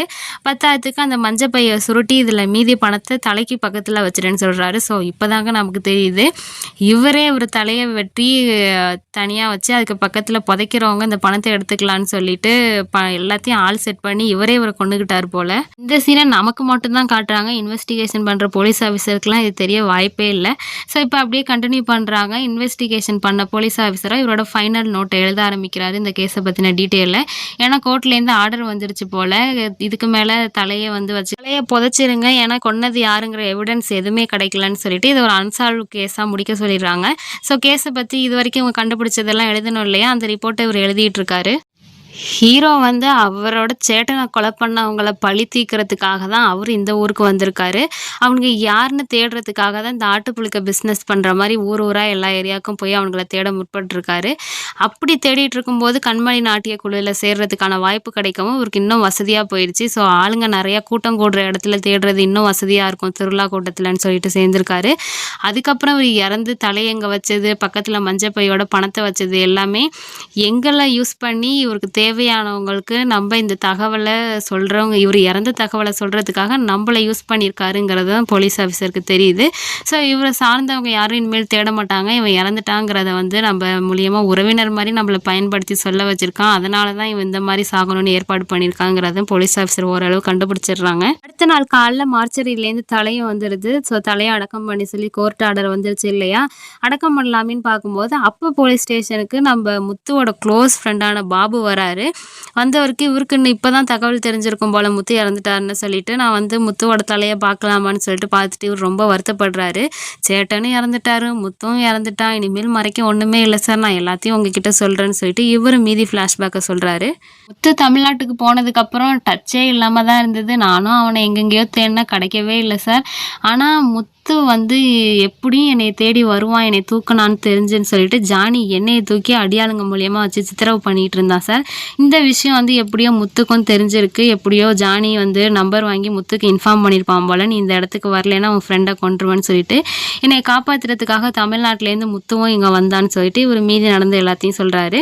ஸோ ஜானிக்கு வந்து சேட்டனை கொல்லணும், அடுத்து விஜய் சேதுபதியும் கொல்லணுங்கிறது தான் அவர் எண்ணெயான 2 பேரையுமே அவர் அடியோட வெறுத்தார். சேட்டனை கொண்டாச்சு, இப்போ ஃப்ரெண்டு மூலியமாக விஜய் சேதுபதியும் வர வச்சு விஜய் சேதுபதியும் கொண்டுடலான்னு சொல்லிட்டு ஜெயிலேருந்து வந்த அடுத்த நாளே இந்த பிளானை போட்டிருப்பாரு. ஸோ வந்து விஜய் சேதுபதியும் சும்மா இருப்பாரா, சேட்டனை ஆள் வச்சு கொண்டதே ஜானி, கூலிக்கு கொண்டவங்களையும் கொடூரமாக கொலை பண்ணார், ஜானியை விட்டுருவாரா என்ன. ஸோ கை கட்டு எல்லாத்தையும் அறுத்து எரிஞ்சிட்டு ஜானி கூட பயங்கரமாக சண்டை போட்டு கொடூரமாக ஜானியோட அடியாளுங்க எல்லாரையும் கொண்டுட்டு ஃப்ரெண்டை காப்பாற்றிருப்பார். போலீஸ் ஆஃபீஸருக்கு தெரியுது ஜானியையும் விஜய் சேதுபதி கொண்டுட்டாருன்னு சொல்லிட்டு இங்கே அப்படியே சீனை கட் பண்ணால் நம்ம பார்வதியோட ஹஸ்பண்ட் வந்து அந்த கிட்டானுக்கு வந்து உனக்கு சினையாடு தரேன்னு வாக்கு கொடுத்துருந்தார் இல்லையா, அவங்க அம்மாவுக்கு தெரியாமல் ஆடு மேய்ச்சிக்கிட்டு இருந்த லேடிக்கிட்ட ஒரு சினையாடை எடுத்துகிட்டு வாங்கன்னு சொல்லிட்டு அவங்க பண்ணையிலேருந்து ஒரு சினையாடையும் கொடுக்குறாரு. இவனுக்கும் பயங்கர சந்தோஷம். போலீஸ் ஆஃபீஸர் எல்லாருமே இந்த கேஸை பற்றி தான் பேசிக்கிட்டு இருக்காங்க. இது வரைக்கும் இவங்க கிடச்ச தகவல்லாம் கோர்வையாக வச்சு பார்த்தா ஸ்டார்டிங்கில் நம்ம விஜய் சேதுபதி வாட்சி கடையில் வேலை பார்த்துருக்காரு. அங்கே சேட்டனோட பழக்கம் ஏற்பட்டு சேட்டன் கூட மும்பைக்கு போய் அவரோட பிஸ்னஸ்லேயே கூட இருந்து ஹெல்ப் பண்ணி அப்புறம் அவரோட ஆர்ஃபனேஜில் மேனேஜராகவும் வேலைக்கு சேர்ந்துருக்காரு. இங்கே கையல்னு ஒரு பொண்ணை லவ் பண்ணியிருக்காரு. அந்த பொண்ணு கூட கல்யாணம் வரைக்கும் போகலான்னு பார்க்கும்போது தான் பாம்பு பிளாஸ்ட் ஏற்பட்டிருக்கு. சேட்டனுக்கும் ஜானிக்கும் பிரச்சனை நடந்துகிட்டு இருக்கிறது விஜய் சேதுபதிக்கு தெரியுது. ஜெயிலில் இருக்க ஜானி தமிழ்நாட்டில் மதுரையிலேருந்து அடியாளுங்களை ஏவி ஸ்னைப்பர் கன் மூலியமாக சேட்டன் கேப்டனை கொண்டிருக்காங்க. ஸோ தமிழ்நாட்டிலேருந்து தான் வந்திருக்காங்கன்னு தெரிஞ்சு கொன்னவன்களை சும்மா விடக்கூடாது, எப்படியாவது பழி தீர்க்கணும்னு சொல்லிட்டு இவர் தமிழ்நாட்டில் வந்து அவங்கள தேட ஆரம்பிச்சிருக்காரு. அதுக்கு ஒரு தொழிலோ ஒரு பேரோ தேவை இல்லையா, அதனால புழுக்க வியாபாரம் பண்ணுற மாதிரி ஊர் ஊராக அவங்கள மதுரை ஃபுல்லாக தேடி இருக்காரு. அப்போ தான் இந்த நாட்டிய குழுவில் சேர்றதுக்கான வாய்ப்பு கிடச்சி அப்படி திருவிழாவாக தேட ஆரம்பிச்சிருக்காரு. ஒரு திருவிழாவில் அவங்கள கண்டுபிடிச்சி ஆன் த ஸ்பாட்லேயே கண்டுபிடிச்ச அன்னைக்கே 2 பேரையும் கொண்டிருக்காரு. அது மட்டும் இல்லாமல் இவர் இருக்க இடத்துல ஜானியோட ஆளுங்க ஒருத்தவன் ஹீரோ இருக்க இடத்த கண்டுபிடிச்சி கண்மணியோட வீட்டுக்கே வந்து தேடி பார்த்துருப்பார் இல்லையா. இதுக்கு மேலே நம்ம கண்மணியோட இருந்தால் கண்மணிக்கு தான் ஆபத்துன்னு சொல்லிட்டு இந்த ரெட்டை கொலை பண்ணதுக்கப்புறம் கண்மணியை விட்டு ஒரு எஸ்கேப் ஆகிருப்பார். ஏன்னா கண்மணிக்கு எந்த ஆபத்தும் நம்மளால் வந்துடக்கூடாதுன்னு சொல்லிட்டு ஜானியை தான் ரொம்ப நாள் தேடிட்டு இருந்திருப்பாரு. கடைசியில் ஜானியை ஃபோன் பண்ணி வர சொன்னனால இவருக்கு இன்னும் வசதியாக போச்சு. நானே உன்னை தேடிட்டு இருந்தேன், நீயே என்னை வர சொல்லிட்டியேன்னு சொல்லிட்டு ஜானியையும் கொண்டிருப்பாரு. ஜானியை கொன்னதுக்கப்புறமும் தன்னை சுற்றின ஆபத்து தன்னை சேர்ந்தவங்களுக்கும் வரக்கூடாதுன்னு நினச்சாரா என்னன்னு தெரியல. அதுக்கப்புறமா தான் இவரோட தலை அங்கே இருக்கும், பணமும் பக்கத்துலேயே இருந்திருக்கும். ஸோ போலீஸ் எப்படியும் இந்த கேஸை விசாரிப்பாங்க, தன்னை சேர்ந்தவங்க எல்லாரையும் நோண்டி விசாரிப்பாங்க. அப்போ எல்லாருக்குமே நம்ம இறந்தது தெரிஞ்சிடும், நம்மளை சேர்ந்தவங்க யாரும் நம்மளை தேட மாட்டாங்க, அவங்க வேலையை அவங்க பார்ப்பாங்கன்னு சொல்லிட்டு இப்படி ஒரு பிளான் பண்ணி இந்த போலீஸ் ஸ்டேஷனில் இருக்க போலீஸ் ஆஃபீஸரை அவர் சூஸ் பண்ணியிருக்காரு அவர் தேவைக்காக. அவர் நினச்ச மாதிரியே நாங்களும் அவரை விசாரிக்கிறோங்கிற பேரில் அவருக்கு தேவையான எல்லார்ட்டையுமே அவர் இறந்த தகவலை சொல்லியாச்சுங்கிறதும் இவர் கேஸில் எழுதுறாரு. ஆனால் போலீஸ் ஆஃபீஸருக்கு தெரியாது இல்லையா யார் ஹீரோவோட தலையை வெட்டினது, யாருங்க கொண்டு வந்து வச்சதுன்னெலாம் சொல்லிட்டு. ஸோ அது தெரியலைங்கிற மாதிரியே கேஸோட டீட்டெயிலெலாம் எழுதி கடைசியில் தலையும் கொண்டு வந்து புதைச்சிடுறாங்க. கிட்டான் தான் வந்து ஹெல்ப் பண்ணுறான் புதைக்கிறதுக்கு. ஸோ அந்த லெட்டரில் யார் என் தலையை புதைக்கிறாங்களோ அவங்க அந்த காசை எடுத்துக்காங்கன்னு சொல்லியிருப்பார் இல்லையா. ஸோ புதைச்சி கிட்டானுக்கே அந்த 2 லட்சத்தை கொடுத்துட்றாங்க. கிட்டானுக்கு பயங்கர சந்தோஷம், ஏன்னா அவன் ஆசைப்பட்ட மாதிரி சனையாடும் கிடச்சிருக்கு. இப்போ 10,000க்கு 2 லட்சமும் கிடச்சிருக்கு இல்லையா. போலீஸ் ஆஃபீஸருக்கும் இந்த கேஸ் நல்லபடியாக முடிச்சிட்டோங்கிற ஒரு எண்ணம். ஆனால் என்ன கொன்னது யாருங்கிறது அவங்களுக்கு இன்னும் தெரியாது, நமக்கு மட்டும்தான் ஸ்டார்டிங் சீனில் காட்டியிருப்பாங்க. 3 வருஷமா கேஸே வராத இந்த போலீஸ் ஸ்டேஷனுக்கு ஹீரோ மூலியமா இந்த கேஸ் வந்தனால இப்போதைக்கு இந்த போலீஸ் ஸ்டேஷனையும் மூட மாட்டாங்க. அவங்க ஜாலியாக அவங்க ஆசைப்படியே அந்த ஸ்டேஷன்லேயே இருப்பாங்கங்கிறதும் தெரியுது. அதுக்கப்புறம் ஹீரோவோட வண்டி இருக்கும் இல்லையா, அதை அவரை தேடி வந்த ஃப்ரெண்டுக்கிட்டே ஒப்படைச்சிடுறாங்க. அவர் அந்த வண்டியை எடுத்துகிட்டு போயிடுறாரு. இப்போதாங்க நமக்கு காட்டுறாங்க அன்னைக்கு ஹீரோவோட ஒன்றா இருந்த கண்மணிக்கு குழந்தையும் இருக்குது. ஸோ அது ஹீரோவோட குழந்தை தான். அதையும் காட்டி ஃபைனல் எபிசோட முடிக்கிறாங்க. இந்த சீரிஸ் உங்கள் எல்லாருக்கும் பிடிச்சிருக்குன்னு நினைக்கிறேன். மறக்காமல் நம்ம சேனலை சப்ஸ்கிரைப் பண்ணுங்கள். இன்னும் நல்ல நல்ல கதையோட எல்லா படத்தையும் நான் உங்களுக்கு எக்ஸ்பிளைன் பண்ணுறேன். டிஸ்கிரிப்ஷனில் என்னோட வாட்ஸ்அப் சேனலோட லிங்க்கும் கொடுத்துருக்கேன், அதுலேயும் மறக்காமல் ஜாயின் பண்ணிடுங்க. Thank you so much friends.